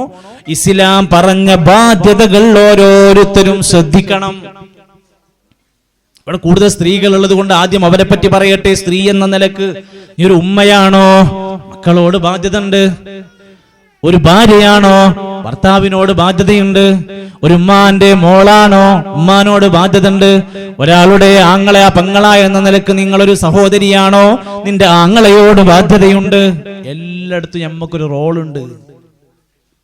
പ്രത്യേകിച്ചും അതിൽ ഏറ്റവും പ്രാധാന്യം കാണേണ്ടതാണ് വിവാഹിതയാണോ, ഭർത്താവിനോടുള്ള ബാധ്യത വിസ്മരിക്കരുത്. സ്വർഗം കിട്ടണമെങ്കിലുള്ള നിബന്ധന പറഞ്ഞ കൂട്ടത്തിലാ പറഞ്ഞത് ഭർത്താവിനെ അനുസരിക്കണം. സ്വഹാബത്തിന്റെ ഇടയിൽ നിന്ന് നബി സല്ലല്ലാഹു അലൈഹി വസല്ലം സഹോദരിമാരെ വിളിച്ചിട്ട് ചോദിക്കുന്നുണ്ട്, നിങ്ങൾ നിങ്ങളുടെ ഭർത്താക്കന്മാരോട് എങ്ങനെ പെരുമാറുന്നത്? അപ്പൊ അവർ പറയാണ്, ഞങ്ങളാൽ സാധ്യമാകുന്ന കഴിയുന്ന പോലെയൊക്കെ ഞങ്ങളൊക്കെ ശ്രദ്ധിക്കലൊക്കെ ഉണ്ട്. നബി തങ്ങൾ ഒന്നുകൂടി ആ വാക്കിന്റെ ഗൗരവം പറയാൻ ഒന്നുകൂടി പറഞ്ഞു, ശ്രദ്ധിക്കണേ, നല്ലോണം പരിഗണിക്കണേ. എന്നിട്ട് പറയണേ, നല്ലവണ്ണം ചിന്തിച്ചോ, ഹുവ ജന്നതുക്കി, അദ്ദേഹം നിന്റെ സ്വർഗമാണ്, ഹുവനാറുക്കി, അദ്ദേഹം നിന്റെ നരകമാണ്. നല്ലപോലെ ഭർത്താവിനോട് പെരുമാറി ജീവിക്കുക.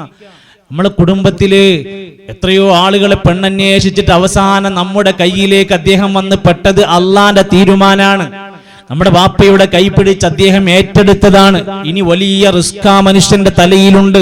നമ്മുടെ സമ്പത്ത് ചെലവഴിക്കേണ്ടത് അദ്ദേഹമാണ്. വീട്, അതുപോലെ ചികിത്സ അടക്കമുള്ള എല്ലാത്തിന്റെയും ഒരു ഉത്തരവാദി ഇനി ആ മനുഷ്യനാണ്. ഒരു ഭാര്യ എന്താ ചെയ്യേണ്ടത്? ആ മനുഷ്യനെ പരിഗണിക്കുക, അദ്ദേഹത്തെ ഒന്ന് അനുസരിക്കുക, അദ്ദേഹത്തിനെ ഒന്ന് സഹായിക്കുക, അകമഴിഞ്ഞ നിബന്ധനയില്ലാതെ സ്നേഹിക്കുക. ഇതാ സ്വല്ലത്തിൽ മർഅതു ഖംസഹ, 5 നേരം ഒരു പെണ്ണ് നിസ്കരിച്ചാൽ, വസ്വാമത്ത് ശഹ്റഹ, ഒരു മാസം നോമ്പ് നോറ്റാൽ, വഅതാഅത് സൗജഹ, ഭർത്താവിനെ അനുസരിച്ചാൽ, വഹഫളത് ഫർജഹ, ദൈഹിക അവയവങ്ങൾ സൂക്ഷിച്ചാൽ, ദഖലത്തിൽ ജന്ന, അവൾ സ്വർഗ്ഗത്തിലാണ്. ഭർത്താവ് എത്ര വലിയ സ്ഥാനായിരിക്കും അപ്പൊ ഇസ്ലാമിൽ നിന്ന് ആലോചിച്ച് നോക്കി നിങ്ങൾ.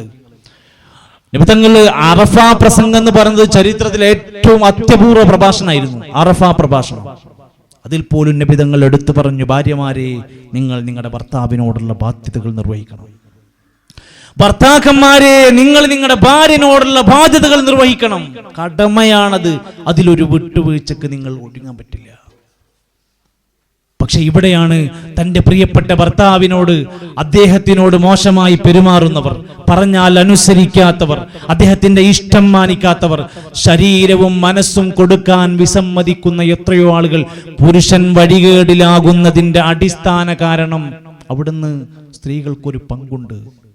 വഴിയോരങ്ങളിൽ, അങ്ങാടികളിൽ രാത്രി വീട്ടിലേക്ക് കൂടണയാത്ത ഭർത്താവിന്റെ കാരണം ചോദിച്ചു നോക്ക്. വീട്ടിൽ സ്വസ്ഥതയില്ലാത്തൊരു ഭാര്യനെ കുറിച്ച് അയാൾക്ക് പറയാനുണ്ടാകും. സ്കൂൾ കഴിഞ്ഞാലും ജോലി കഴിഞ്ഞാലും വീട്ടിലേക്ക് മടങ്ങി വരാത്ത ഒരു മകനുണ്ടെങ്കിൽ അടിസ്ഥാനപരമായി ചോദിച്ചു നോക്ക്, ഉമ്മയിൽ നിന്ന്, ഒരു ഭാര്യയിൽ നിന്ന് കിട്ടേണ്ടുന്ന യഥാർത്ഥ സ്നേഹത്തിന്റെ, പരിചരണത്തിന്റെ പലതും മിസ്സാകുമ്പോഴാണ് അങ്ങാടിയിൽ, തെരുവ് പിള്ളേരിൽ, സിഗരറ്റിൽ, ഹാൻസിൽ, MDMAയിൽ അഭയം പ്രാപിക്കുന്നവരുടെ ഒരു വലിയ പങ്ക്. ഞാൻ ന്യായീകരിക്കല്ല, ഇതൊരു സത്യമാണ്. അങ്ങനെ അവിടെ പോയി ഇരിക്കണം എന്നല്ല അതിൻ്റെ അർത്ഥം. അതിൻ്റെ ഒരു കാരണമാണ് നമ്മൾ മനസ്സിലാക്കേണ്ടത്. പലയിടങ്ങളിലെയും പല പ്രശ്നങ്ങളുടെയും അടിസ്ഥാന വിഷയങ്ങളിലേക്ക് നമ്മൾ ആഴ്ന്നിറങ്ങിയാൽ, ഇന്ന് തന്റെ പ്രിയപ്പെട്ടവനായ ഭർത്താവിനോടുള്ള ഉത്തരവാദിത്തങ്ങളെ മാനിക്കാതെ പോകുന്ന അവസ്ഥ കടന്നു വരുമ്പോ അവിടെ നഷ്ടപ്പെടുന്നത് ഒരു പെണ്ണിന്റെ സ്വർഗമാണ്. മഹദി ഖദീജ റളിയല്ലാഹു അൻഹ നബി സല്ലല്ലാഹു അലൈഹി വസല്ലമയുടെ ജീവിതത്തിൽ കടന്നു വന്നതിന് ശേഷം ഉണ്ടായ മാറ്റം എന്തായിരുന്നു? എല്ലാ സമ്പത്ത് കൊടുക്കാൻ സമ്പത്ത് കൊടുക്കും. ഇസ്ലാമിന്റെ ആദർശം സ്വീകരിക്കേണ്ട ഘട്ടത്തിൽ ആദർശം സ്വീകരിച്ചു. മക്കളില്ലാതെ വിഷമിച്ചിരിക്കുന്ന നബിതങ്ങൾക്ക് നല്ല മക്കളെ കൊടുത്തു. എല്ലാവരും നാട്ടിൽ നിന്ന് ആട്ടിപ്പാഞ്ഞ് പറഞ്ഞയച്ചപ്പോ ശഅബ് അബീ താലിബ് എന്ന കുന്നിൻ ചെരുവിൽ ഖദീജ ബീവി നബിന്റെ കൂടെ പോയി താമസിച്ചു. ഖദീജ ബീവിക്ക് അന്ന് അവിടെ വീടുണ്ടായിരുന്നു സ്വന്തമായിട്ട്. 3 കൊല്ലം പച്ചില തിന്നുകൊണ്ട് മക്കയിലെ ശഅബ് അബീ താലിബ് എന്ന കുന്നിന്റെ മുകളിൽ, ഇന്നും മക്കത്ത് പോയാൽ കാണാൻ സാധിക്കും, ശഅബ് അബീ താലിബ് എന്ന കുന്നിന്റെ മുകളിൽ പച്ചില തിന്ന് 3 കൊല്ലം ജീവിക്കുമ്പോ, നിങ്ങൾ കല്യാണം കഴിച്ചുകൊണ്ടാണ് ഞാൻ കുടുങ്ങിയത് എന്നൊരൊറ്റ വാക്ക് ഖദീജ റളിയല്ലാഹുവിന്റെ ചരിത്രത്തിൽ വന്നില്ല. ഇനി ചരിത്രം പറഞ്ഞു നോക്ക്. അവിടുന്ന് ഒരു പെണ്ണ് നരകത്തിലെത്താനുള്ള ഏറ്റവും പ്രധാനപ്പെട്ട കാരണം പറഞ്ഞു, ബികുഫിരിഹിന്ന, ഭർത്താവിനോടുള്ള നിഷേധമാണ്, നന്ദികേടാണ്, വലഅനിഹിന്ന, ശാപവാക്ക് അധികരിപ്പിക്കലാണ്. ഭാര്യമാരെ നമ്മൾ ഒന്നുകൂടെ വിശാലമായി മനസ്സിലാക്കുക. വീട്ടിൽ ചെന്ന് സ്വസ്ഥമായി അദ്ദേഹത്തിനോട് നമ്മുടെ മണിയറയിൽ ഒന്ന് ചെന്നുകൊണ്ട് സ്വസ്ഥമായി ചോദിക്കണം, ഞാൻ ഓക്കെയാണോ, ഞാൻ നിങ്ങൾക്ക് തൃപ്തികരമായ അവസ്ഥയിലാണോ, ഞാൻ ഇന്ന് മരിച്ചാൽ നിങ്ങൾ എനിക്ക് വേണ്ടി പ്രാർത്ഥിക്കുന്ന അവസ്ഥയിലാണോ, ഞാൻ ഇന്ന് മരിച്ചാൽ നിങ്ങളുടെ പൊരുത്തത്തോടെ തന്നെയാണോ, ഉറപ്പുവരുത്തണം. നാട്ടുകാർക്ക് ഇഷ്ടമുണ്ടായിട്ട് കാര്യമില്ല. ഇവിടെയൊക്കെ കണ്ണൂരൊക്കെ ആകുമ്പോൾ സ്വാഭാവികമായിട്ടും നമ്മുടെ സ്വന്തം വീട്ടിലാണ്, ഭയങ്കര സ്വാതന്ത്ര്യത്തിലായിരിക്കും. സ്വാഭാവികമായും നമ്മൾ അദ്ദേഹത്തിന് വേണ്ടുന്ന രൂപത്തിലുള്ള പരിഗണനയും സ്ഥാനങ്ങളും ലഭിക്കുന്നില്ലേ, കൊടുക്കുന്നില്ലേ? സമ്പത്തിന്റെ പേരിൽ, ജോലിയുടെ പേരിൽ, പണത്തിന്റെ പേരിൽ, നിസ്സാരമായ പ്രശ്നങ്ങളുടെ പേരിൽ മാസങ്ങളും കൊല്ലങ്ങളും മിണ്ടാതെയും തൊടാതെയും സംസാരിക്കാതെയും തങ്ങി നീങ്ങുന്ന അവസ്ഥ നമ്മക്കിടയിൽ കടന്നു വരുന്നുണ്ടോ? അപകടമാണ് അവിടെ വരാനിരിക്കുന്നത്. കുട്ടികളുള്ളത് കൊണ്ട് കാര്യമായി ഞാൻ പറയുന്നില്ല. ഒന്നുകൂടെ പറയാം, ശാരീരികവും മാനസികവുമായ ബന്ധം ഊട്ടിയുറപ്പിക്കാത്ത ദാമ്പത്യങ്ങൾ മുഴുവൻ തകർച്ചയിലാണ്, തളർച്ചയിലാണ്. ഈ അടുത്ത് ഒരു ജനാസയുണ്ടായി. മരിച്ചു കിടക്കുന്ന പ്രിയപ്പെട്ട മയ്യത്തിന്റെ ഭാര്യ ഫോൺ വിളിച്ചിട്ട് ചോദിച്ചു, ഉസ്താദേ, ഞാൻ ഇന്നയാളുടെ ഭാര്യയാണ്. ശരി, എന്താണ്? എന്റെ ഭർത്താവ് മരിക്കുമ്പോൾ 81 വയസ്സാണ്. അദ്ദേഹം മരിച്ചു കിടക്കാണ്. അദ്ദേഹം ജനാപത്തുകാരനായിരുന്നു. കുളിപ്പിക്കുമ്പോൾ ഞങ്ങൾ എന്തെങ്കിലും ശ്രദ്ധിക്കേണ്ടതുണ്ടോ? ആ ഭാര്യ ആ ഭർത്താവിനോട് ചെയ്തതെന്ത്? വയസ്സ് എത്രയായി? കുറച്ചൊന്ന് പ്രായമാകുമ്പോഴത്തേക്ക് തൊടാൻ അനുവദിക്കാത്ത, അടുത്തിരിക്കാൻ സമ്മതിക്കാത്ത, ഒരു ഭർത്താവ് എന്ന യാതൊരു പരിഗണനയും നൽകാത്ത, ഒരു ചപ്പുചണ്ടിയെ പോലെ വീടിന്റെ മൂലയിൽ ഒളിപ്പിച്ച് മാറ്റി നിർത്തുന്ന ഒരു ഭർത്താവിനെയായിട്ടാണോ നിങ്ങൾ കാണുന്നത്? ശാപത്തിന്റെ അല്ലെങ്കിൽ ക്രൂരതയുടെ, ലഅനത്തിന്റെ വല്ലാത്തൊരു പദവിയിലായിരിക്കും ആ പെണ്ണുണ്ടാവുക. ഒരാൾ, പ്രായമായ ഒരു മനുഷ്യൻ, അയാൾ വീട്ടിൽ വന്നു, സങ്കടപ്പെട്ടു, ഒരുപാട് കുറെ നേരം ഇരുന്ന് കരഞ്ഞു. അദ്ദേഹം എന്നോട് പറഞ്ഞു, എത്ര വർഷമായി എന്നറിയോ ഞാനും എൻ്റെ ഭാര്യയും എന്ന് ഒത്തൊരുമിച്ച് കിടന്നിട്ട്. ഒരു വീട്ടിലാണ് അയാൾ താമസിക്കുന്നത്. കൂടെ ഒന്ന് കിടക്കാൻ പോലും ആ ഭാര്യ സമ്മതിക്കുന്നില്ല. ഞാൻ ഇവിടെയാണ് ചുരുക്കി പറയുന്നത്, നമ്മൾ ലഭിക്കേണ്ടുന്ന, കൊടുക്കേണ്ടുന്ന സ്നേഹത്തിനും ബന്ധങ്ങൾക്കും എന്തെങ്കിലും നിബന്ധന വെച്ചുകൊണ്ടാണോ ജീവിക്കുന്നതെങ്കിൽ നമ്മളാണ് പരാജിതരെന്ന് മനസ്സിലാക്കുക. പ്രിയപ്പെട്ട ഭർത്താക്കന്മാരെ, ഇസ്ലാം നമ്മളോട് പറയാണ്, നിനക്കൊരു ഭാര്യയുണ്ടോ, കുടുംബമുണ്ടോ നീ ജീവിക്കുന്നത് എങ്കിൽ അവിടെ നിനക്കൊരുപാട് ചുമതലകളുണ്ട്. ആ പെണ്ണിനെ നോക്കണം, അവൾക്ക് കൃത്യമായ നിർദ്ദേശങ്ങൾ കൊടുക്കണം, ദീന് കൊടുക്കണം. ഫദ്ഫർ ബിദാത്തിദ്ദീൻ, ദീനുള്ളവരെ സ്വന്തമാക്കാൻ ശ്രമിക്കണം. മനുഷ്യന്മാരെന്ന നിലക്ക് നമ്മുടെ ദാമ്പത്യത്തിൽ, നമ്മുടെ ജീവിതത്തിൽ പടച്ചോൻ തന്ന നിധിയാണ് ഒരു ഭാര്യ എന്നത്. ഇവിടെ വിവാഹം അന്വേഷിക്കുന്ന ചെറുപ്പക്കാരുണ്ടാവും, കല്യാണം ശരിയാവാത്ത പെൺകുട്ടികളും ആൺകുട്ടികളും ഉണ്ടാവും. അവരൊക്കെ അനുഭവിക്കുന്ന വിഷമം എത്രയാണ്? വിവാഹം നടക്കാത്തതിന്റെ പേരിൽ, വിവാഹം നടക്കാൻ പറ്റാത്തതിന്റെ പല കാരണങ്ങൾ കൊണ്ട് നമ്മുടെ ഒരു സഹോദരൻ, നമ്മുടെ ആദർശ പണ്ഡിതൻ, പ്രഭാഷകൻ, അദ്ദേഹത്തിന്റെ മകൻ, അവർക്ക് പലർക്കും അറിയണ്ടാവും, ബാംഗ്ലൂരിൽ വെച്ചൊരു ആക്സിഡന്റ് സംഭവിച്ചു. തകർന്നടിഞ്ഞ അദ്ദേഹത്തിന്റെ ജീവിതത്തിൽ ആ മകൻ, വിവാഹം പോലും കഴിക്കാത്ത ഒരു ചെറുപ്രായത്തിൽ സജീവമായി ദഅ്വാരംഗത്തൊക്കെ ഉണ്ടായിരുന്നതിന്റെ ഇടയിൽ ഒരു ആക്സിഡന്റിൽ തളർന്നുപോയി വീട്ടിലേക്ക് അങ്ങനെ കൊണ്ടുവന്ന് കിടത്തി. പിന്നീട് ബോധം വന്നു, ശരീരത്തിൽ ചില മാറ്റങ്ങൾ സംഭവിച്ചു. ഇപ്പോൾ അദ്ദേഹത്തിനെ കൊണ്ടുവന്നൊരു കസേരയിൽ ഇരുത്തി വീട്ടിൽ അദ്ദേഹത്തിന് വേണ്ടുന്ന ലാപ്ടോപ്പും കാര്യം ചെയ്തു കൊടുത്താൽ ആ ഇരുന്ന ഇരുത്തത്തിൽ ചെയ്യാൻ പറ്റുന്ന കൈയിന്റെ ചെറിയ ചലനങ്ങൾ കൊണ്ട് ചില ജോലികൾ ചെയ്യും. ഒരു ആപ്ലിക്കേഷൻ കൊടുത്തു, വിവാഹം കഴിക്കാൻ താല്പര്യമുള്ള പെൺകുട്ടികൾ സമീപിക്കുക. കിടപ്പിലായ, ചലിക്കാൻ കഴിയാത്ത, നീങ്ങാൻ കഴിയാത്ത ഒരു ചെറുപ്പക്കാരന് ഒരു ആപ്ലിക്കേഷൻ കൊടുക്കാൻ, ആർക്കെങ്കിലും വിവാഹം കഴിക്കാൻ താല്പര്യമുണ്ടോ? ഇന്ന പോരായ്മകളുള്ള ഒരാളാണ്. ഒരു പെൺകുട്ടി കടന്നു വന്നു. സഹോദരിമാരെ, ഒരു പെൺകുട്ടി കടന്നു വന്നു. ഇസ്ലാം സ്വീകരിച്ച ആ സഹോദരി പറഞ്ഞു, ഞാൻ ആ മനുഷ്യനെ ഏറ്റെടുക്കാം. നമ്മൾ വിചാരിക്കില്ല, എന്തോ കണ്ടിട്ടാണ്, എന്തോ ലാഭം കണ്ടിട്ടാണ്. ഒന്നുമല്ല. ആ മനുഷ്യനെ ഒന്ന് സ്നേഹിച്ചാൽ, ആ മനുഷ്യന്റെ ആ ദീനിയായ കാര്യങ്ങൾ മനസ്സിലാക്കി പരിഗണിച്ചൊന്ന് കൂടെ നിന്നാൽ, എനിക്ക് സ്വർഗം കിട്ടാൻ ഇത് മതിയായതാണ് എന്ന ബോധ്യപ്പെടലാണ്. നമുക്ക് എന്തുകൊണ്ടതിന് സാധ്യമാകുന്നില്ല? ഭർത്താക്കന്മാരെ, നമ്മളൊന്ന് വീണാൽ നമ്മെ പിടിച്ചിരുത്താനുള്ളത് ഭാര്യയാണ്. നമ്മുടെ ഏത് അവയവും കഴുകിത്തരാൻ പറ്റുന്നത് ഭാര്യയാണ്. ഭാര്യമാരോടുള്ള കടമ മറക്കുന്ന ഭർത്താക്കന്മാരൊക്കെ ആലോചിച്ചോളിയും. എത്ര ടൂറ് പോയാലും എത്ര കറങ്ങിയാലും അവസാനം എത്തിക്കിടക്കുന്നത് ഈ ഭാര്യന്റെ വീട്ടിൽ, അവസാനം അവരുടെ ചാരത്തേക്കാണ്. അവരെ പരിഗണിക്കാതെ നമ്മൾ നാട്ടിൽ മുതലാളിയായാൽ കാര്യമില്ല. അവരോടുള്ള നന്ദിയും അവരോടുള്ള പരിഗണനയും കൊടുക്കാതെ നമ്മൾ മുന്നോട്ട് പോയ പ്രവാചകൻ പറഞ്ഞൊരു വാക്കുണ്ട്, ഒരു മനുഷ്യൻ, ആ മനുഷ്യൻ തന്റെ വീട്ടിലെ ഇണകളോട് കുടുംബത്തോട് മര്യാദയിൽ പെരുമാറിയാൽ ഖിയാറുക്കും ഖിയാറുക്കും ലിഅഹ്ലിഹി, നിങ്ങളുടെ കൂട്ടത്തിലെ ഏറ്റവും നല്ലവൻ നിങ്ങളുടെ കൂട്ടത്തിലെ കുടുംബത്തിലെ നല്ലവനാണ്. ഭാര്യനോട് മക്കളോട് നല്ലപോലെ പെരുമാറണം. സ്വഹാബത്ത് വന്ന് ചോദിക്കുന്നുണ്ട്, നബിയെ, ഞങ്ങൾക്ക് ഞങ്ങളുടെ ഭാര്യമാരോട് എന്താ അത്ര വല്ല ചെയ്യാനുള്ളത്? നീ അവൾക്ക് വസ്ത്രം കൊടുക്കണം, നീ അവൾക്ക് ഭക്ഷണം കൊടുക്കണം. വലാ തദ്രിബിൽ വജ്ഹ, അവളുടെ മുഖത്തടിക്കരുത്. വലാ തുഖബ്ബിഹ, അവളെ വശലാക്കരുത്. വലാ തഹജുർ ഇല്ലാ ഫിൽ ബൈത്തി, വീട്ടിൽ വെച്ചല്ലാതെ പിണങ്ങരുത്. ഇസ്ലാമിക മര്യാദകളാണ് പഠിപ്പിക്കുന്നത്. തന്റെ പ്രിയപ്പെട്ടവൾക്ക് വേണ്ടി നേരത്തെ പറഞ്ഞതുപോലെ ഒരു പെണ്ണാണെന്ന പരിഗണന, അവളുടെ മനസ്സിന്റെ പോരായ്മകൾ, അവളുടെ ശരീരത്തിന്റെ ആവശ്യങ്ങൾ എല്ലാം തിരിച്ചറിയണം. പ്രവാസികളെ, ആവശ്യത്തിന് ലീവ് എടുക്കാൻ ശ്രമിക്കണം. ബാംഗ്ലൂരുകാരെ, ആവശ്യത്തിന് നാട്ടിലെത്താൻ ശ്രമിക്കണം. ഫാമിലിയെ കൊണ്ടുപോകാൻ പറ്റുന്നിടത്ത് ഫാമിലിയെ കൊണ്ടുപോകണം. ഒരുപാട് കാര്യങ്ങൾ ഇന്ന് മനുഷ്യർ അനുഭവിക്കുന്ന പ്രതിസന്ധികളിൽ നമുക്ക് കാണാൻ സാധിക്കും. കല്യാണം കഴിഞ്ഞു ഒരുമിച്ചു ജീവിക്കാൻ പറ്റാത്ത അവസ്ഥയുള്ള ഒരുപാട് പേർ. ഒരു കുഴപ്പമില്ല, ആള് സ്ഥലത്തില്ല, 4 കൊല്ലം കൂടുമ്പോഴാ ലീവ്, 3 കൊല്ലം കൂടുമ്പോഴാ ലീവ്, അങ്ങോട്ട് കൊണ്ടുപോകാനും പറ്റൂല, അയാൾക്ക് ഇങ്ങോട്ട് വരാനും പറ്റൂല, ഇവളിങ്ങനെ ഇരിക്കുക. എത്ര പേരാണ് ജീവിതത്തിൽ പ്രയാസം. അതുകൊണ്ട് ഇപ്പോ പല വിവാഹാലോചനകളുടെയും താഴത്ത് കുറിപ്പ് വരാൻ തുടങ്ങി. പ്രവാസികളാണെങ്കിൽ താല്പര്യമില്ല.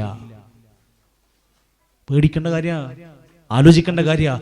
എന്ന് മാത്രവുമല്ല, നമ്മുടെ നാടുകളിൽ പുതിയ കുട്ടികൾ വിവാഹരംഗത്തേക്ക് കടന്നു വരുമ്പോൾ എല്ലാവരും ഓർമ്മയിൽ വെച്ചോ, പ്രീ മെരീറ്റൽ കൗൺസിലിങ്ങിന് കൊടുക്കാത്ത പെൺകുട്ടികളെയും ആൺകുട്ടികളെയും കല്യാണം കഴിപ്പിച്ചു കൊടുക്കുന്നവർ പിന്നീട് അനുഭവിക്കുന്നത് വലിയ പ്രതിസന്ധികളിലേക്കാണ്. നല്ലൊരു കുടുംബം കല്യാണം കഴിപ്പിച്ചു കൊടുത്തു, വിവാഹത്തിന് മുമ്പ് ഓക്കെ ആയിരുന്നു, വിവാഹത്തിന് സമ്മതിച്ചു, അന്വേഷിച്ചു, എല്ലാം കഴിഞ്ഞു, നിക്കാഹ് കഴിഞ്ഞ് എല്ലാം റെഡിയായി. ഈ പെൺകുട്ടി പഠിക്കണം എന്ന് പറഞ്ഞു എറണാകുളത്തെ മഹാരാജാസ് കോളേജിൽ കൊണ്ടുപോയി പോയി.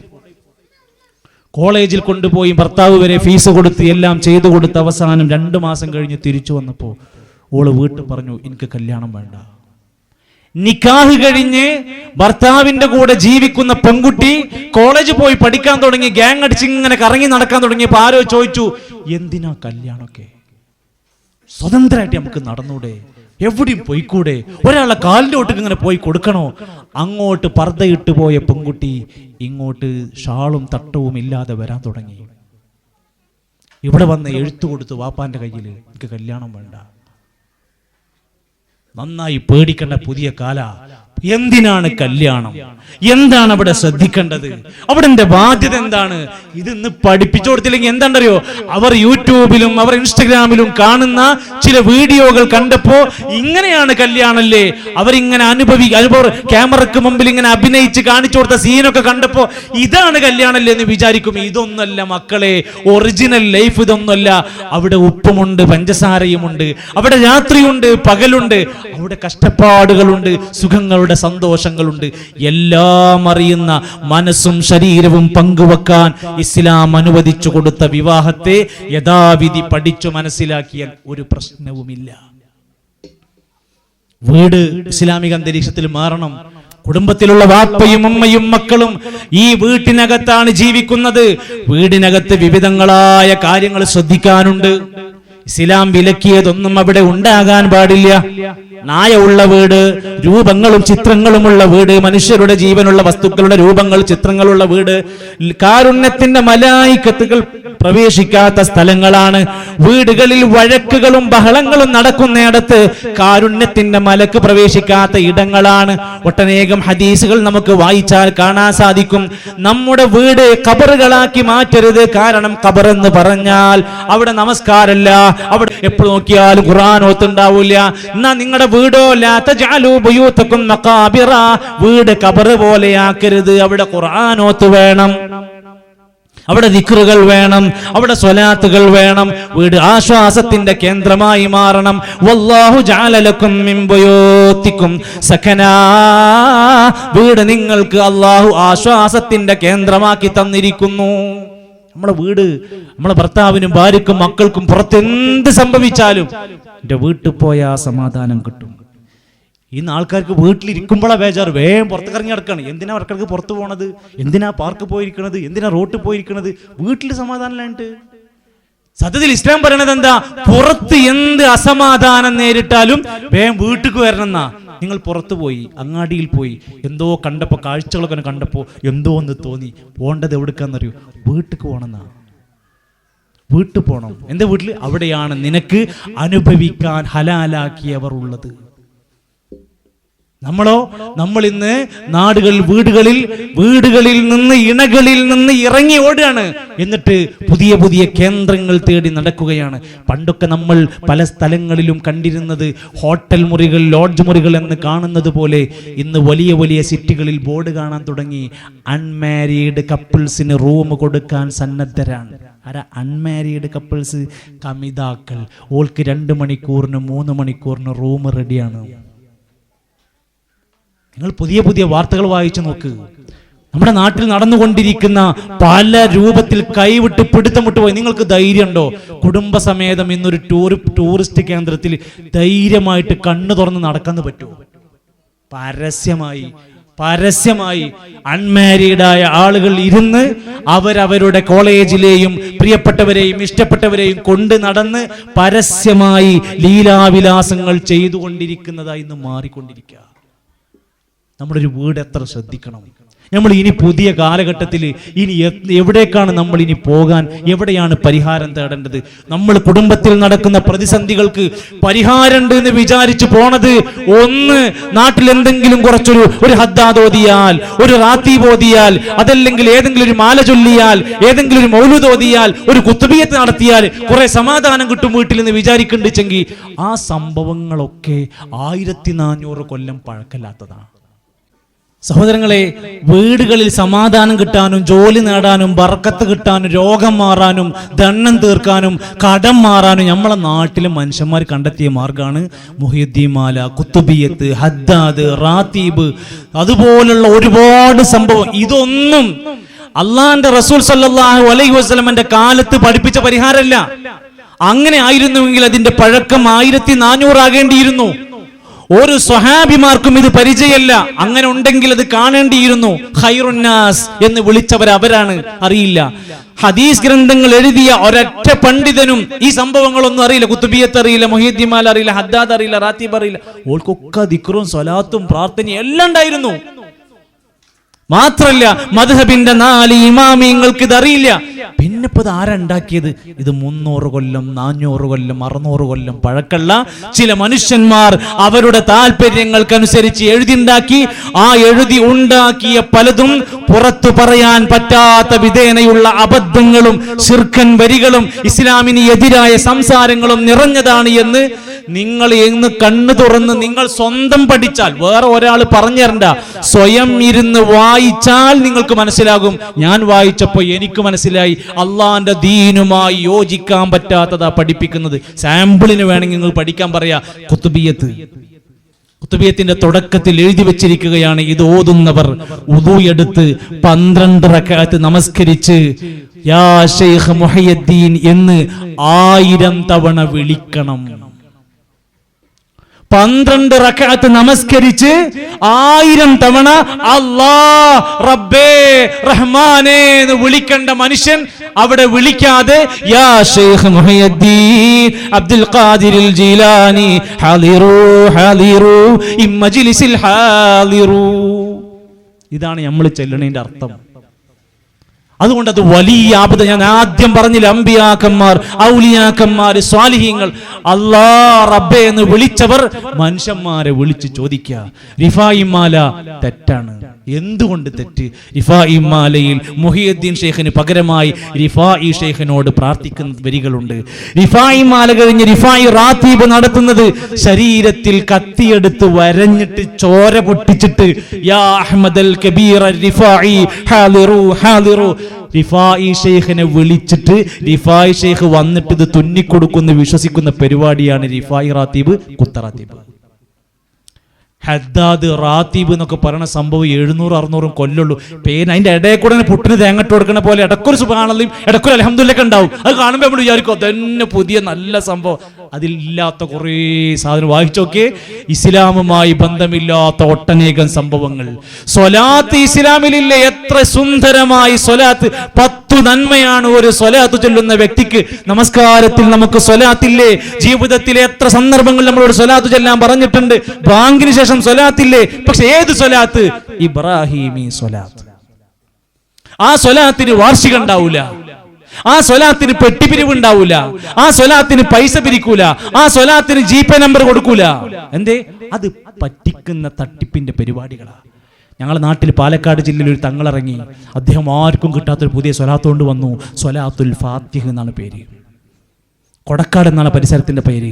ഇദ്ദേഹം സ്വലാത്ത് തുടങ്ങിയപ്പോൾ ഒരു കൊടിമരത്തിന്റെ കീഴിലാണ് ഈ സ്വലാത്ത് തുടങ്ങിയത്. അപ്പൊ ഈ കൊടിമരത്തിന് പ്രത്യേകത എന്താ? കറാമത്ത് എന്താ? അവിടെ കാക്ക വന്ന് അപ്പിട്ട് പോവുകയാണ്. കാക്ക പമ്പേഴ്സ് ഇട്ട് നടക്കൂലല്ലോ. അപ്പൊ ഇടക്കിടക്ക് കൂടെ ഇങ്ങനെ അപ്പിട്ട് പോയി.